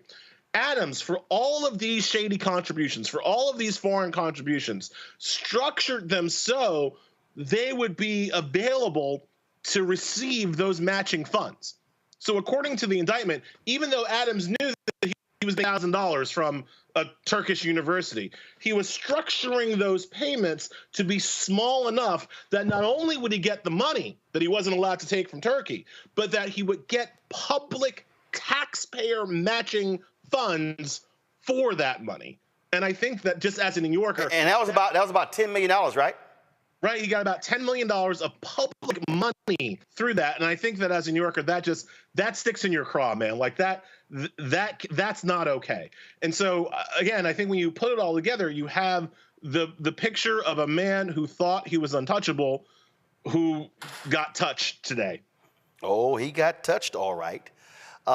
Before I go to your law school classmate, Joy Cheney, I'm going to show you this Last here. 03 coming out. This is a chart right here of all the free travel he got. Free upgrade to business class for 2, round trip ticket to New York to India. Was it disclosed? Nope. Round trip from New York to France, Turkey, and China. Heavily discounted hotel rooms in Istanbul, 41 grand. Disclosed? Nope. Business class tickets for 2, round trip from New York to China. Disclosed? Nope. Free upgrade to business class for 2, round trip from New York to Hungary. Disclosed? Nope. Free upgrade to business class for 1 flight from New York to Turkey. Free stay at a hotel in Istanbul. Free meals, transportation, and entertainment in Istanbul. Disclosed? Nope. Free upgrade to business class for 2 on a round trip from New York to Turkey. Disclosed? Nope. Free upgrade to business class for 2 on a round trip from New York to Ghana. Free meal and transportation during Istanbul layover. Disclosed? Nope. You look at right here, you're talking about almost $100,000 in trips. And I'm just trying to figure out, that's a lot of travel to Turkey. Why? Roland, Why is this mayor of New York constantly going to Turkey? Roland, I agree that all that is bad, but why are we talking about Clarence Thomas? I thought we were talking about Eric Adams. I'm sorry. Yeah, that's right. But no, I'm sorry. No, this is about 100,000 in free trips for Eric. Clarence got about 4 million. So, you know, if you do less than 3 million, you get indicted. But if you got 4 million in Supreme Court justice, it's all good. What it shows, again, is how just off the chain the Supreme Court justices are, right? That if you are the mayor of one of the wealthiest cities on the planet, you cannot do this. This is actually an indictable crime if you're the mayor of a city. But if you're one of the 9 unaccountable, supremely powerful Supreme Court justices, apparently you can do this all day and nothing ever bad happens to you, and it's not an indictable crime. And I think that juxtaposition, that imbalance and incongruity really stands out to me as I look at all of Adams' travel expenses. In terms of your actual question, like why is he globetrotting around the world? Clearly the man is fundraising. And that's you go to where the money is. Adams was going to where the money is, and guess what? It wasn't in Flatbush, right? It wasn't up on Columbus Circle, right? He went to where the money was, and the money was in Ankara. Joy. Ellie, you get better and better with time. HLS class of 2003. Let me tell you, I remember another HLSer, Barney Frank, said, he quoted, "Never write if you can speak, never speak if you can nod, never nod if you can wink, and never wink if you can do nothing." Eric Adams would have done well to take that advice. It's an old quote, not attributed to Barney Frank, but he quoted it well. Eric Adams is in deep stuff. But let me ask you this. Does he need to resign? Because we have AOC asking for his resignation. That seems to be the boring go-to, is that everyone has to resign when you've been indicted. What do you? Yeah, so I obviously think he should. Look, I think that I believe in innocent until proven guilty. Absolutely. I believe that Eric Adams deserves to have, the best legal defense by for him at this point. And we should reserve judgment until the legal process plays out. But the question about resignation is a question about whether or not this guy has the trust and the confidence and the ability to run the city effectively, properly during this firestorm. And I think that is clearly no. First of all, it'd be good to have a phone when you're the mayor of New York City, right? And right now, Eric Adams can't be trusted to have one, right? So just straight up, like, number one, this man cannot be trusted with electronic devices. That's kind of a problem running the city. Number two, we don't know who he's running the city for at this point, right? Is he running the city for the benefit of New Yorkers? Or are you running the city for the benefit of his Turkish international friends who are going to be his only way out as the legal process gets more and more deep into his past, right? So that's another reason why I don't think he must resign. The reason, and I bring this up a lot when talking about public officials who get into scandal, who get into trouble. The idea that any particular public official is important or indispensable is just wrong. That is just not how our systems are supposed to work. If I may quote Bill Belichick, next man up. All right, like we've got other people in the city who are capable, willing, and able, aren't embroiled in international scandals. Jumaine Williams, the current public advocate, would take over if Adams stepped down. He's capable. He's fine. Let him have a shot at running the city now, right? Because the person is not important. The position, office is important. And the whole point of a democracy is that we should be able to cycle through unimportant people who hold relatively important jobs. I don't know. When the NYPD commissioner resigned, they named the replacement the next damn day. You know what happened? They went and grabbed his damn phone the next day. I was like, damn, that was quick. Lauren, go. Hey, how you doing? You know what? I just think this whole thing makes me nervous. I was born in the Bronx, and I worked in the New York State government when I was a teenager because my mother worked for a politician. And when I see that we have had 110 mayors and only 2 black ones, and then one of the 2 black ones is the only one to be indicted in the history of the city of New York, it just makes me nervous. I can't deny that it makes me nervous. Damian Williams makes me nervous. He had a case against the former Lieutenant Governor Brian Benjamin that turned into a bust. And then, of course, we watched prosecute Sean Combs. And then, of course, now we have the mayor of New York being prosecuted.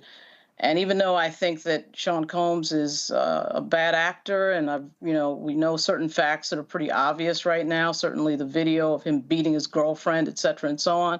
It's 3 different cases, of course, but anytime I see a black politician get prosecuted, I just get nervous. And I've read most of the indictment. I agree with so much of what Ellie has said, but at the same time, knowing history and COINTELPRO and the disparate treatment of black people in this country, it just makes me nervous. I mean, it just makes me nervous, and I don't like this idea of everyone talking about due process and the presumption of innocence, but not actually believing in it when it's time to believe in it. So if somebody is guilty upon indictment and we don't need to have a trial to finding out, then what are we having trials for? I mean, once the person is indicted, if in fact they are guilty, at that moment should resign. We had AOC, who I'm a huge fan of, calling for the mayor's resignation before even seeing the indictment. And to me, that is problematic. I mean, if we're not going to find out in court what the details are, if we're not going to do a trial, and if we're deciding that somebody's guilty automatically upon allegation, then what do we have a court system for in the first place? Well, let me. Yes, go ahead. Actually, you said that the Brian Benjamin case went bust. Actually, it didn't. Go to my iPad. Well, first of all, no, hold up. It's spinning. No. Hey, first of all, no, this is fact. This is from March 8th, 2024. A federal appeals court on Friday revived corruption charges against former Lieutenant Governor Brian Benjamin of New York, saying prosecutors had sufficiently demonstrated a plan to funnel state money to a now deceased developer in exchange for campaign contributions. They overturned a court in December 2022, and so that case has been revived. I just want to go ahead and just state that as a matter of fact. Ellie, your response to Lauren? We share those concerns, and like I said, I do not believe that Eric Adams is the first New York City mayor to commit federal crimes. I mentioned Jimmy Walker, John Lindsay, at least. Right? We know we're like famously, this is the city that produced Boss Tweed. You can't tell me that Eric Adams is the first mayor to commit major federal crimes. He's just the first to be prosecuted. I think we know why. I think it's because Eric Adams has a trait that doesn't wash off in the shower, right? So I think that is clearly part of what's going on here. However, the fact that he might be prosecuted on regular rules as opposed to the special white rules doesn't absolve him of responsibility for his actions, right? Like that, even though 2 things can be true at once, Eric Adams shouldn't have been most likely the sitting mayor to be prosecuted for federal crimes, but that doesn't mean he didn't commit the crime, right? That doesn't mean he didn't do the thing. And it doesn't absolve him of culpability and responsibility, saying nothing of the fact that knowing that he was a black man in this society, he should have been particularly careful about his actions, as opposed to particularly cavalier as the indictment suggests that he was. To the larger point of whether or not innocent until proven guilty means that people should have to resign or not before there is a trial. Again, my take on this is that we should absolutely have a trial. He should absolutely have to argue for his innocence, and if he's innocent, great. That will come out in due course, in due time. That doesn't mean he needs to have his current job. Being a public official is a job of incredible public trust. Right? And if you have dirt on you, even if it's the appearance of dirt, even if it's the whiff of dirt, you should maybe step aside and let people who don't have such dirt on them take the next forward. Because again, you are not important. It's your job that is important. It's your office that's important. So I believe in holding public officials to a higher standard, right? If Eric Adams was the CEO of my, video game company, I would say, no, he keeps his job until there's a trial, but he's not. He's the mayor, and you can hold people to a higher standard. You can look at these allegations on their face and say, yeah, we can't trust that guy anymore.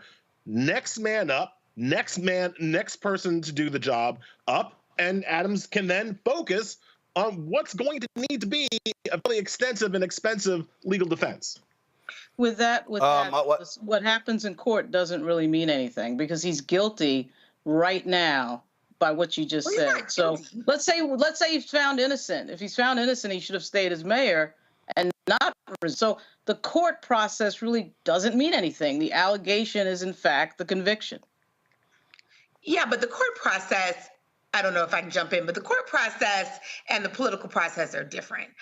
I agree with both of you, though. Ellie, I would say a whiff of impropriety is not the same thing as an indictment alleging pretty verifiable facts.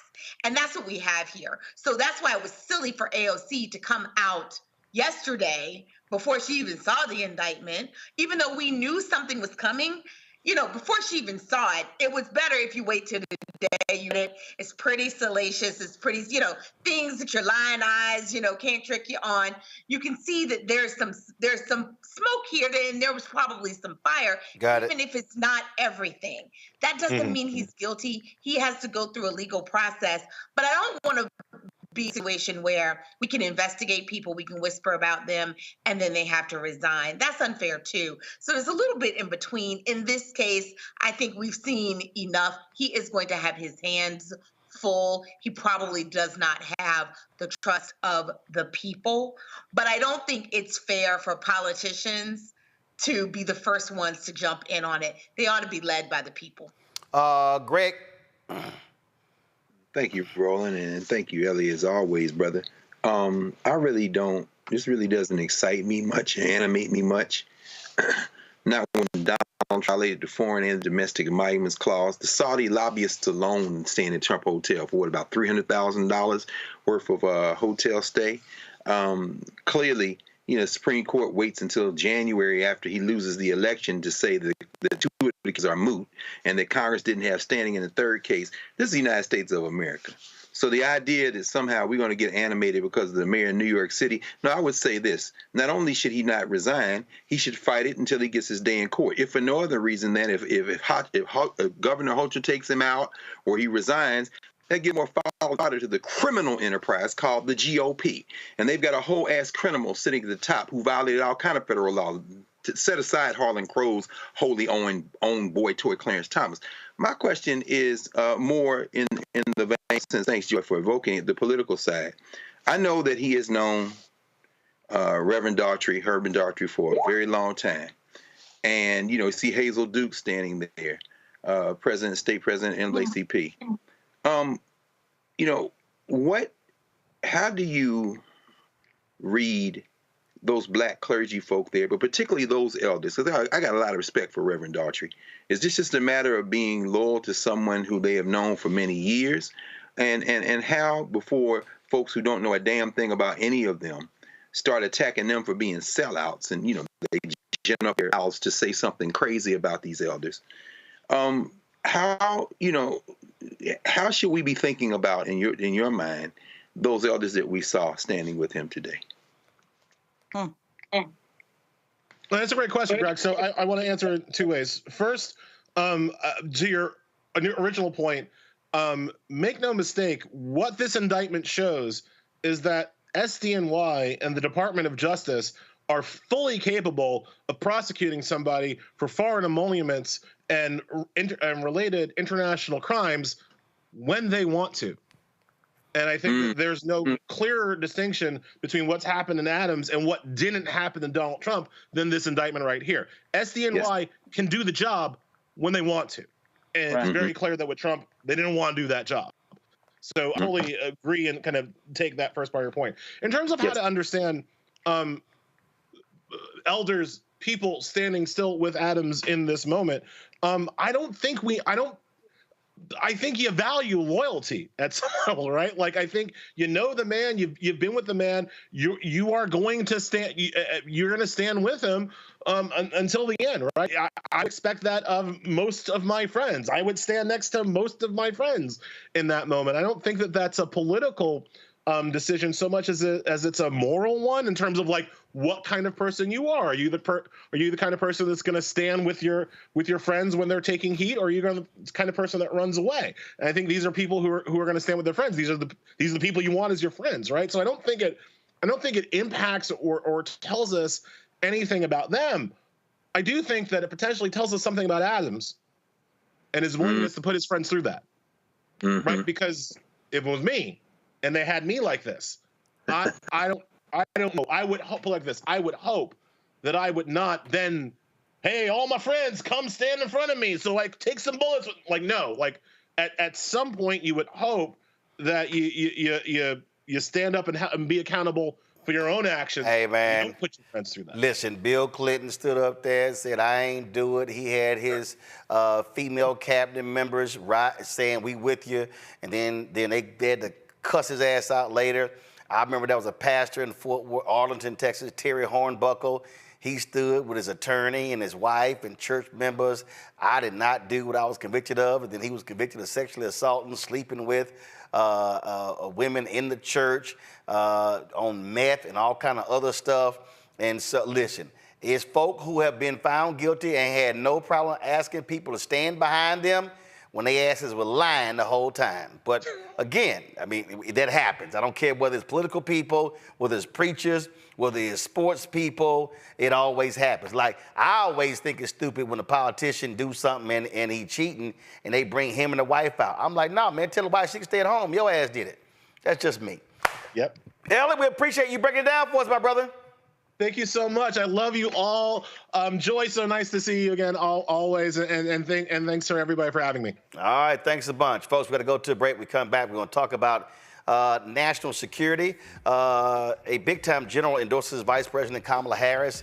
And these foreign entities are still trying to impact the election, and they do not want to see Harris in the White House. Nola Hayes is up next with the Gumbo Report. Support the work that we do, folks. Don't forget, join the Bring the Funk fan club. Send your check and money order to P.O. Box 57196, Washington, D.C. 20037-0196. PayPal's R. Martin Unfiltered. Venmo's RM Unfiltered. Zelle, Roland at RolandSMartin.com. Roland at RolandMartinUnfiltered.com. Back in a moment. He told us who he was. Should abortion be punished? There has to be some form of punishment. Then he showed us. For 54 years, they were trying to get Roe v. Wade terminated, and I did it, and I'm proud to have done it. Now Donald Trump wants to go further with plans to restrict birth control, ban abortion nationwide, even monitor women's pregnancies. We know who Donald Trump is. He'll take control. We'll pay the price. I'm Kamala Harris, and I approve this message. Bob and I both voted for Donald Trump. I voted for him twice. I won't vote for him again. January 6th was a wake-up call for me. Donald Trump divides people. We've already seen what he has to bring. He didn't do anything to help us. Kamala Harris, she cares about the American people. I think she's got the wherewithal to make a difference. I've never voted for a Democrat. Yes, we're both lifelong Republicans. The choice is very simple. I'm voting for Kamala. I am voting for Kamala Harris. In 2016, Donald Trump said he would choose only the best people to work in his White House. Now those people have a warning for America. Trump is not fit to be president again. Here's his vice president. Anyone who puts themselves over the Constitution should never be president of the United States. It should come as no surprise that I will not be endorsing Donald Trump this year. His defense secretary. Do you think Trump can be trusted with the nation's secrets ever again? No. I mean, it's just irresponsible action that places our service members at risk, places our nation's security at risk. His national security advisor. Donald Trump will cause a lot of damage. The only thing he cares about is Donald Trump. And the nation's highest-ranking military officer. We don't take an oath to a king or a queen or to a tyrant or a dictator. And we don't take an oath to a wannabe dictator. Take it from the people who knew him best. Donald Trump is a danger to our troops and our democracy. We can't let him lead our country again. I'm Kamala Harris, and I approve this message. IVF is a miracle for us because it allowed us to have our family. After having my daughter, I wanted more children, but my embryo transfer was canceled 8 days before the procedure. Donald Trump overturning Roe v. Wade stopped us from growing the family that we wanted. I don't want politicians telling me how or when I can have a baby. We need a president that will protect our rights, and that's Kamala Harris. I'm Kamala Harris, and I approve this message. Here's a 78-year-old billionaire who has not stopped whining about his problems. Oh, she had a big crowd. Oh, the crowd. This weird obsession with crowd sizes.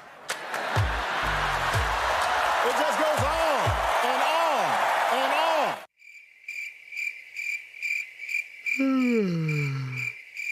America's ready for a new chapter. We are ready for a President Kamala Harris. I'm Kamala Harris, and I approve this message.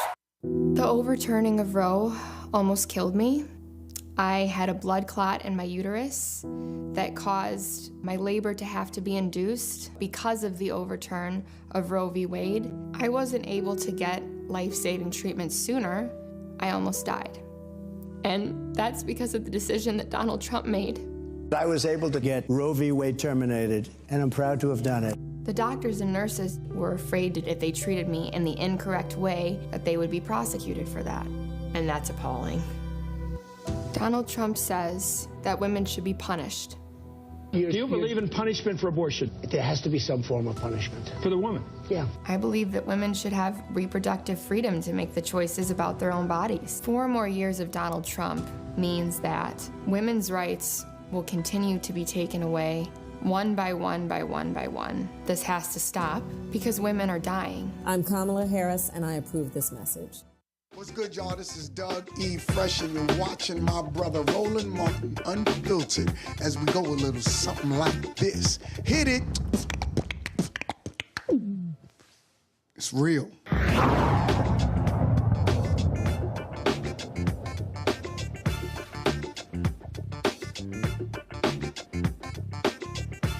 Folks, another big-time general has endorsed Vice President Kamala Harris for president. Of course, Stanley McChrystal, who is the former commander of all U.S. and NATO forces in Afghanistan, wrote an op-ed in today's New York Times where he says, Stanley McChrystal, why Kamala Harris has won me over. He served as Joint Special Operations Commander under George W. Bush from 2003 to 2008 and is the 10th retired top military official to back the vice president.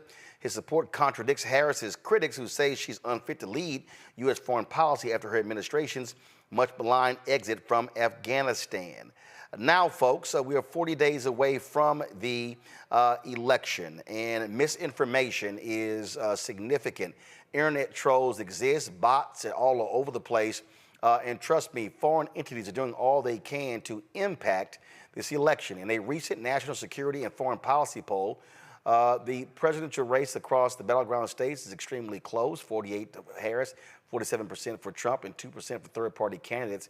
But what's going on that we are seeing, folks, is, again, the attack by foreign entities trying to impede this election. Dr. Nola Hayes is here with the Gumbo Report. Okay, I'm just messing with her. She's with Georgetown University's what? School of Foreign Service. She joins us right now.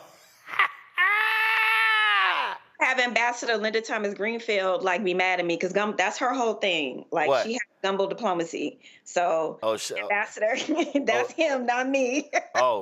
She got gumbo diplomacy? She does. Yes, that's her thing. You ever try her gumbo? I have not tried her gumbo. Man, I'm about to send her a text and say, I heard you got some good gumbo. Let's see. Anyway, I do that after the show. But let's talk about what we're seeing. First of all, I'm gonna go back to 2019. There was no Democratic candidate who was under more vicious attack from foreign entities than Senator Kamala Harris. It wasn't even close.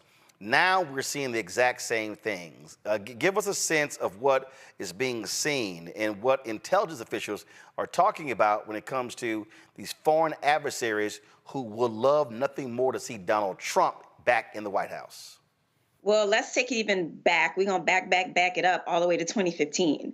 So this is when we really started to see how bot farms were really kind of being intrusive in social media spaces, especially where Black people were. So you had a lot of anti-Hillary Clinton messaging. You had a lot of anti-Black Lives Matter messaging. So this really kind of came on the scene as a tour de force in 2015 to help get Donald Trump elected in 2016. And so things ramped up yet again for midterms, and then rolling to your point again for the 2020 elections. And what we're seeing right now is having a history of seeing what this looks like, because we were caught off in 2015. I'm not going to sit here and lie to nobody. So we were caught off in 2015. So what the State Department has done, Treasury, Justice, they all recognize the signs. We know what to do now. We know where to look, and we know what we're looking for. So you have a combination of justice bringing charges against certain entities. You have state and treasury sanctioning certain entities. So you have interagency cooperation, letting these countries know, insert Russia, that we are not playing around with. We're not playing around with our democracy. We are not playing around with our elections, nor will you catch us off guard again. And look, in 2016, frankly, President Barack Obama was too cautious. Republicans did not want him to go public with information. They held it to after the election. I think that was a mistake. And we saw how much more aggressive things were in 2020. And of course, Trump and his folks were trying all their best to keep it out of the public sphere. I think in 2024, it's a totally different reaction. Mm-hmm. Absolutely. And I am happy that it's more of an aggressive stance. It's calling it out right when it's happening, because these are not normal times. You know, political norms have been reshaped. And I think that one of the things that the Harris folks get is that you have to take it to them, right? You can't be timid, because the GOP is not timid. You know, the Trump campaign people are not timid at all. And actually, I think that they are banking on what they've seen in the past, that Democrats are so concerned with norms, rule of law, with, perception and character and all of these things. Not to say that those things are abandoned from the party, but the fight is different. Taking the fight to the person who is the aggressor has changed a lot, and I'm happy for it. And it also tells me that Vice President Harris, as we saw in the debate, as we were all live in the studio, she is not going to back down from these so-called strong men. So Putin can go around and play with his troll farms all he wants to all day long, but he's not going to win. This is from NBC News a couple of days ago. Russia, Iran, and China are using AI in election interference efforts, U.S. intelligence officials say. But they say it's been falling flat, Nola. Because we know what we're looking for. This isn't 2015. We're not going to be caught off guard again. And also, the landscape has changed. So the relationship with China has drastically changed since 2015. It's more adversarial than it has been. And so in terms of what it looks like to produce misinformation, disinformation, we understand what that looks like now. And so this kind of this triangle that you are describing, they all have interest in interfering in the U.S. elections for different reasons, right? But like I'll reassert, we know what we're looking for now. We understand the folks who do not like us, right? Yep. We understand our frenemies. Well, it's not even just don't like us. Go to my iPad, Anthony. It's also who they're targeting. This is from Microsoft. They issued a report, Nola. It says Russian election interference efforts focus on the Harris-Walz campaign. They lay out exactly who they're targeting. And so they say Russia and Iran have both undertaken cyber influence operations headed to the 2024 presidential election. In our last report published on August 8th, we detail how Iranian cyber-enabled influence operations sought to undermine the Republican campaign through targeted hack and leak operations. In fact, the United States has indicted some of those Iranians. But they also say the shift to focusing on the Harris-Walz campaign reflects a strategic move by Russian actors aimed at exploiting any perceived vulnerabilities in the new candidates. Initially, Russia influence operations struggled to evolve their efforts following President Biden's departure from the 2024 U.S. presidential race. However, in late August and September, we have observed two Russian actors MTAC tracks closely, using videos designed to discredit Harris and stoke controversy around her campaign. Specifically, they identified news reports as a Kremlin-aligned troll farm, produced and disseminated two inauthentic videos, each generating millions of views, and also producing content about the 2024 Paris Olympic Games to publishing false videos discrediting Vice President Harris. That says all you need to know who Russia wants to see in the Oval Office, because frankly, they know they can control and own Donald Trump. 1,000%. And also, Donald Trump is not a fan and or friend of NATO. So it's a combination of giving Putin everything that he wants regarding Ukraine, and then also, dismantling NATO. Those are the two gets for Putin. So, of course, if I were Vladimir Putin, I would want Donald Trump to win.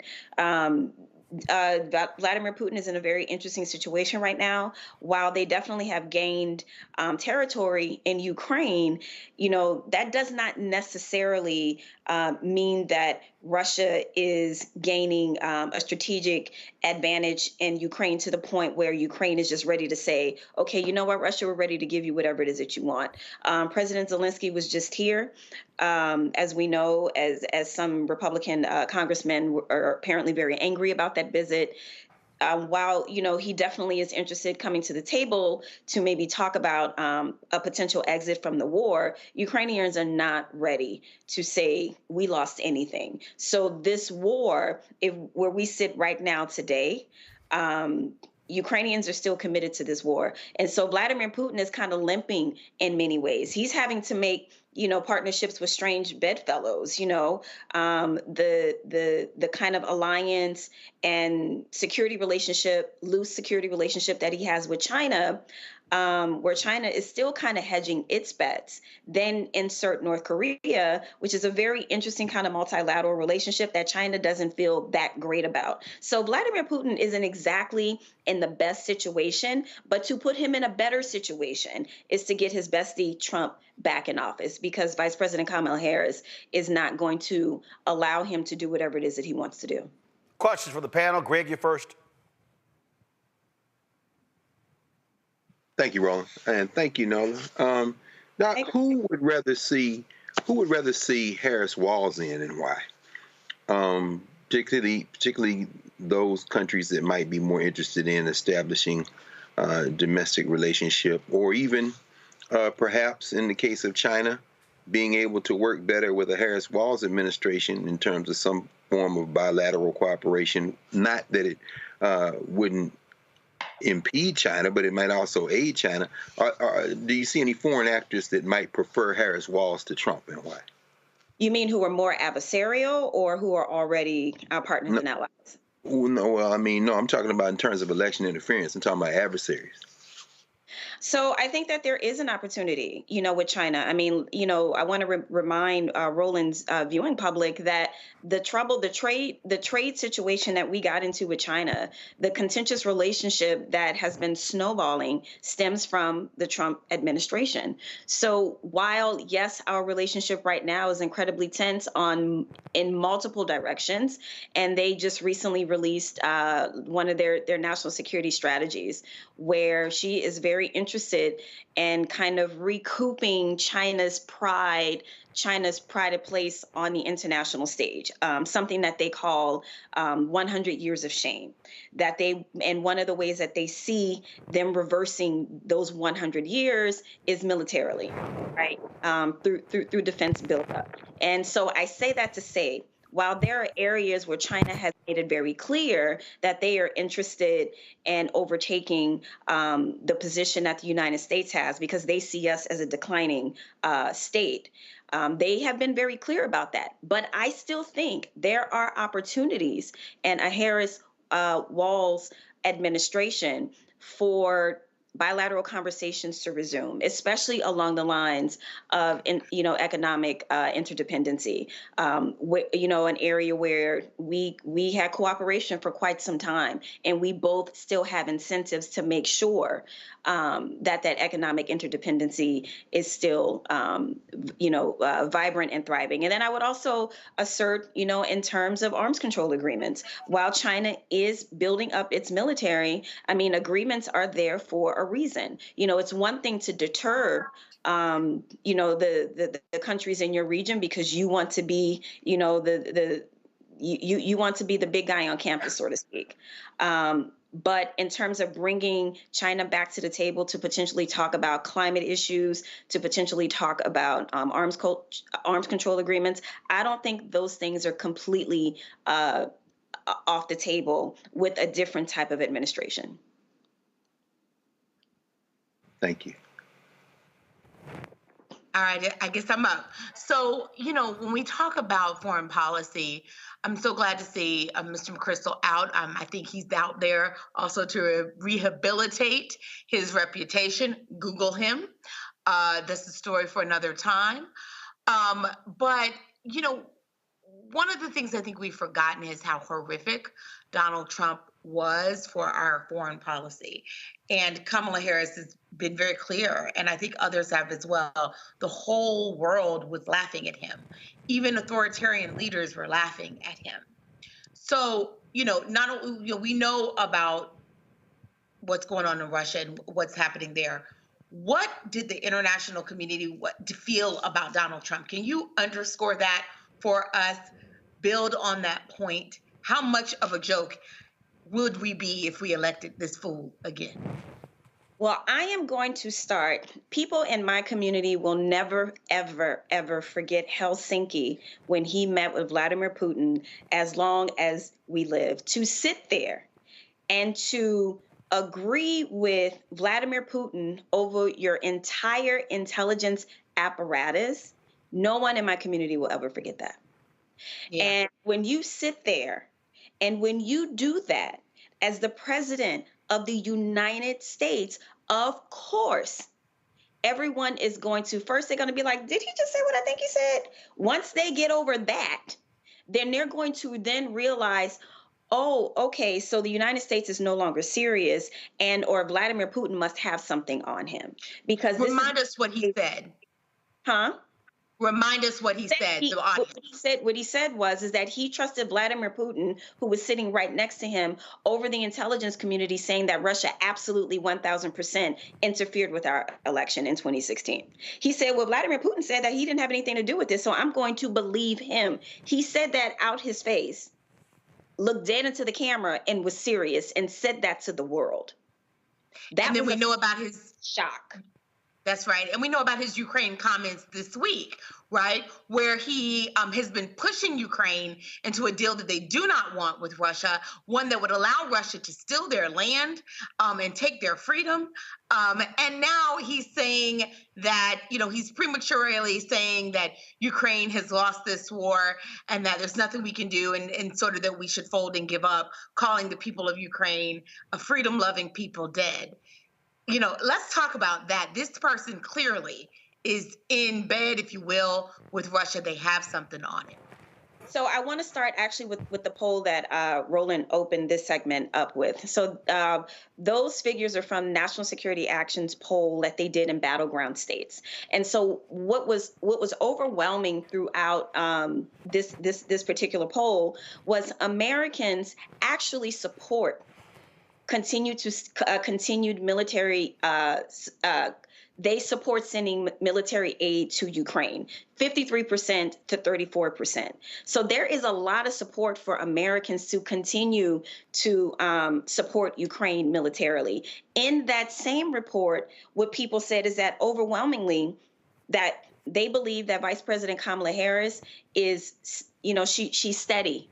That she's calm, she doesn't create chaos, and that in a situation where you have Donald Trump on one hand, who is making very clear statements that, yes, America first, but we would also be isolationists. Now, you can have an America first approach. I am all for that, but to go it alone on the international stage because you are afraid, or whatever the situation is between him and Vladimir Putin, to give him whatever it is that he wants. The American public do not want that. They want a strong leader, they want a steady leader, and they want a leader who isn't going to continue to get us mired in chaos and have North Korea, y'all going back and forth on Twitter talking about, with nuclear threats and stuff like that. That's not what the American public wants. So, I want to kind of dispel this myth that Americans are tired and we want to move on from Ukraine. Yes, some of that exhaustion exists, but Americans understand overwhelmingly what's at stake if we do not continue to support Ukraine, and that's my whole point here. Lauren? You probably saw the hearing that Mark Warner did on foreign interference. I think it was last week. Is there any platform, they talked to a bunch of tech leaders, social media platforms. Of course, X didn't show up because Elon didn't want to show up. But is there any platform where the foreign interference is handled the best, that comes to your mind? Or is there nobody that handles it well? Well, I think, going back to the interagencies kind of really stepping up quickly, with you have the 1-2 punch from state and Treasury, and then you had Justice follow it up. I mean, that sends a very clear statement, in my personal opinion. Now, what does that mean? What does that mean in a larger context? I mean, the Russian entities that were named, shamed, and blamed, does that mean that we can go outside of our jurisdiction and go and arrest them? No, but that does mean that, certain entities can't do business with them. That means that they are limited to do certain business around the world. So there are levers that we can pull on outside of just, the FBI being able to have the jurisdiction to go to Russia to arrest them. So I think that kind of interagency response sends a very strong message around the world that we are not playing with these people. All right. Dr. Nola Hayes, we appreciate it. Thank you so very much. Night, y'all. All right, folks, going to a quick break. We come back. President Biden issued an executive order dealing with the issue of guns. We'll hear from him, the mayor of Birmingham, and Vice President Kamala Harris. That's next. Roland Martin Unfiltered on the Black Star Network.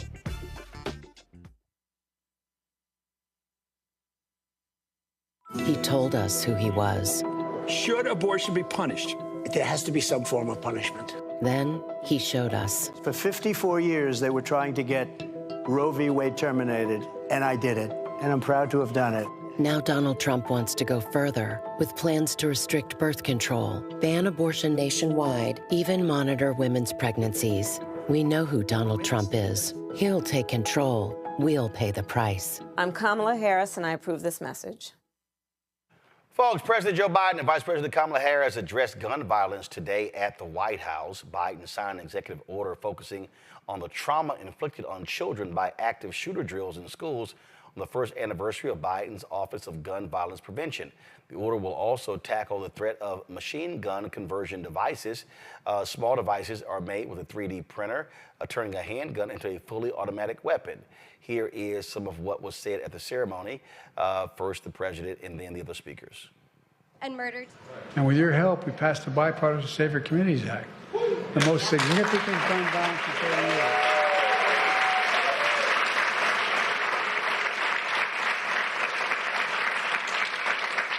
So many things because we had a first-rate prosecutor who had incredible experience dealing with these. Among many things is strengthened background checks for anyone under the age of 21 seeking to purchase a firearm. Since we implemented the background check system last year, we've kept almost 1,000 guns out of the hands of people under the age of 21.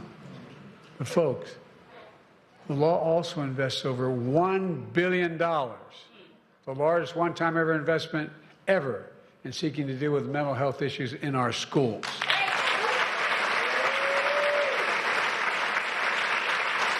When we took office, we promised to take on the crisis of gun violence. And we passed, under the president's leadership, the first major gun safety law in nearly 30 years, a bipartisan law, which includes an historic investment to address the trauma caused by gun violence. We are hiring 14,000 new mental health counselors in public schools across our nation. We need to hire more.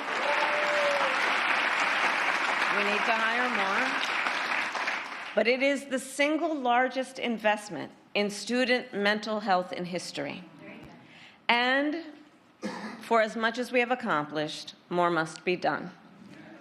We need more leaders. We need more leaders like the leaders in this room, in Congress, who have the courage to take action, to stand up to the gun lobby, and to put the lives of our children first.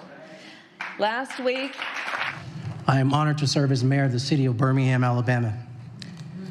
I want you all to know that I am not here representing myself. I am here representing the 200,000 residents I serve. Gun violence. Gun violence is what I would say, very personal to me. Because I know the scream of a mother when her child is killed. I know that because I heard it from the voice of my own mother when my brother was killed by gun violence. I know that scream, I heard that scream again this past Saturday as the lives of 4 people were stolen and 17 other victims were shot during a horrific mass shooting in Birmingham. Saving lives. Saving lives should not be partisan. That's right. Saving lives should not be Democrat or a Republican thing.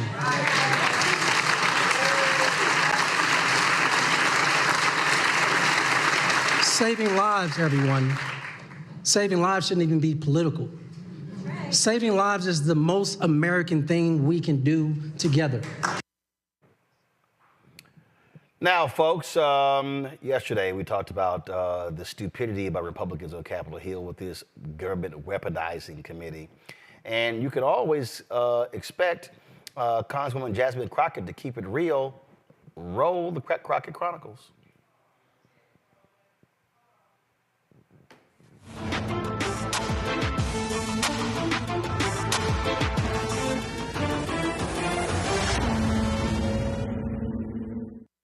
Thank you so much, Mr. Chair. And I'll pick up maybe a little bit where my colleague just left off, and the question was about Butler, Pennsylvania. I'm curious to know if any of you are aware as to whether or not the FBI is involved at all in determining what's going on in Springfield, Ohio, because as far as I'm concerned, there is domestic terrorism afoot, and it is at the word of the Republican nominee and his running mate. So do we know if anyone is checking into that on the federal level? I'm just curious. Just a yes or no, anybody? I don't know. Okay, perfect. Either way, I want to move on, and I want to talk about Mr. Kirshner. I'm just curious, if you were to define what weaponization of the federal government looks like, just in a quick, short definition, what would it be? Using the Department of Justice to reward your friends and your criminal associates by delivering pardons after they've been convicted by juries or before their case was even concluded or before their case was even charged, and conversely using the Department of Justice to punish your perceived enemies, order investigations and prosecutions, even if they're not warranted by evidence. I'm sorry that was not brief. That's okay. It was accurate. Because that's how I see weaponization as well, and it's something that we saw a lot out of Trump specifically, because all of his friends were going to prison, and he's probably got more friends that are headed to prison soon, and if we are lucky, he will find him a cellmate soon as well.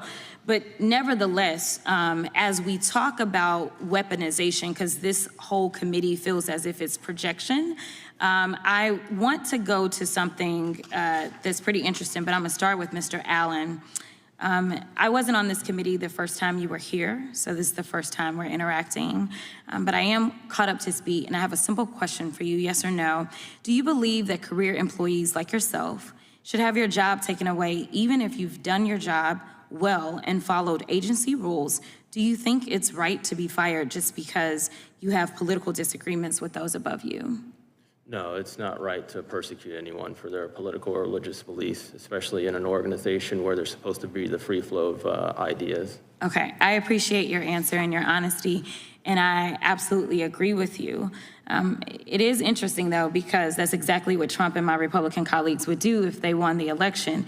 It's spelled out in Project 2025. Trump would strip due process rights available to career civil servants and remove, suspend, or reduce their pay in an all-out effort to oust agency employees for partisan reasons rather than because of issues with merit or performance. And before you say Trump and Project 2025 aren't affiliated, I'd ask unanimous consent to submit into the record Trump's campaign page where he claims on day one, I'd reissue 2020 executive order restoring the president's authority to fire rogue bureaucrats, and I will wield that power very aggressively.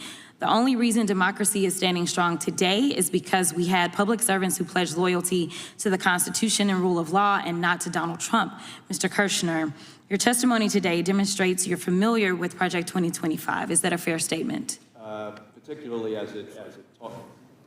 as it pertains to the Department of Justice. Okay.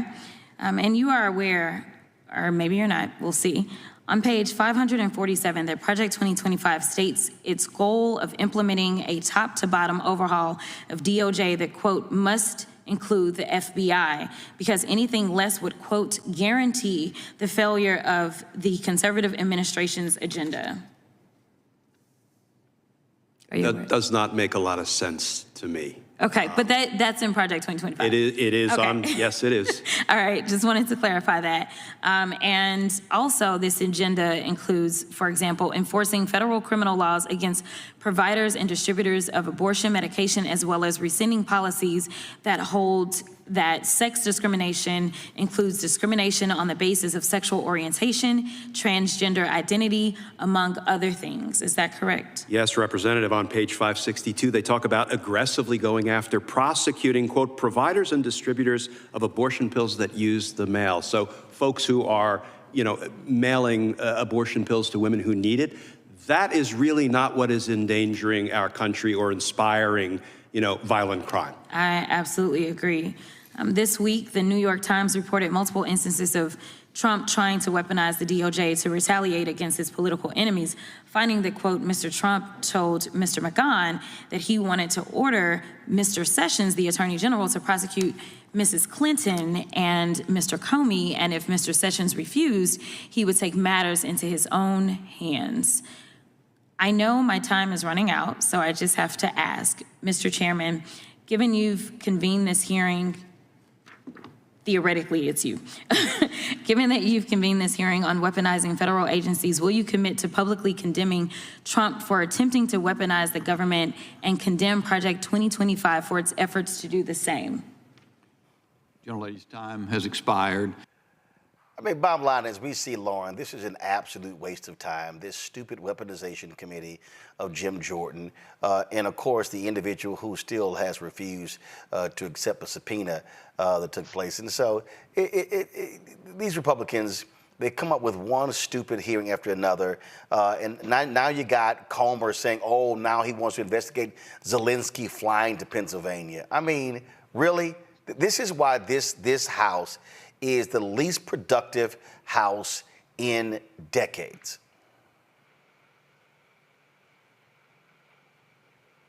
Well, they don't. I mean, the Republican Party is a party of spectacle. They don't do anything. They're not a party of policy.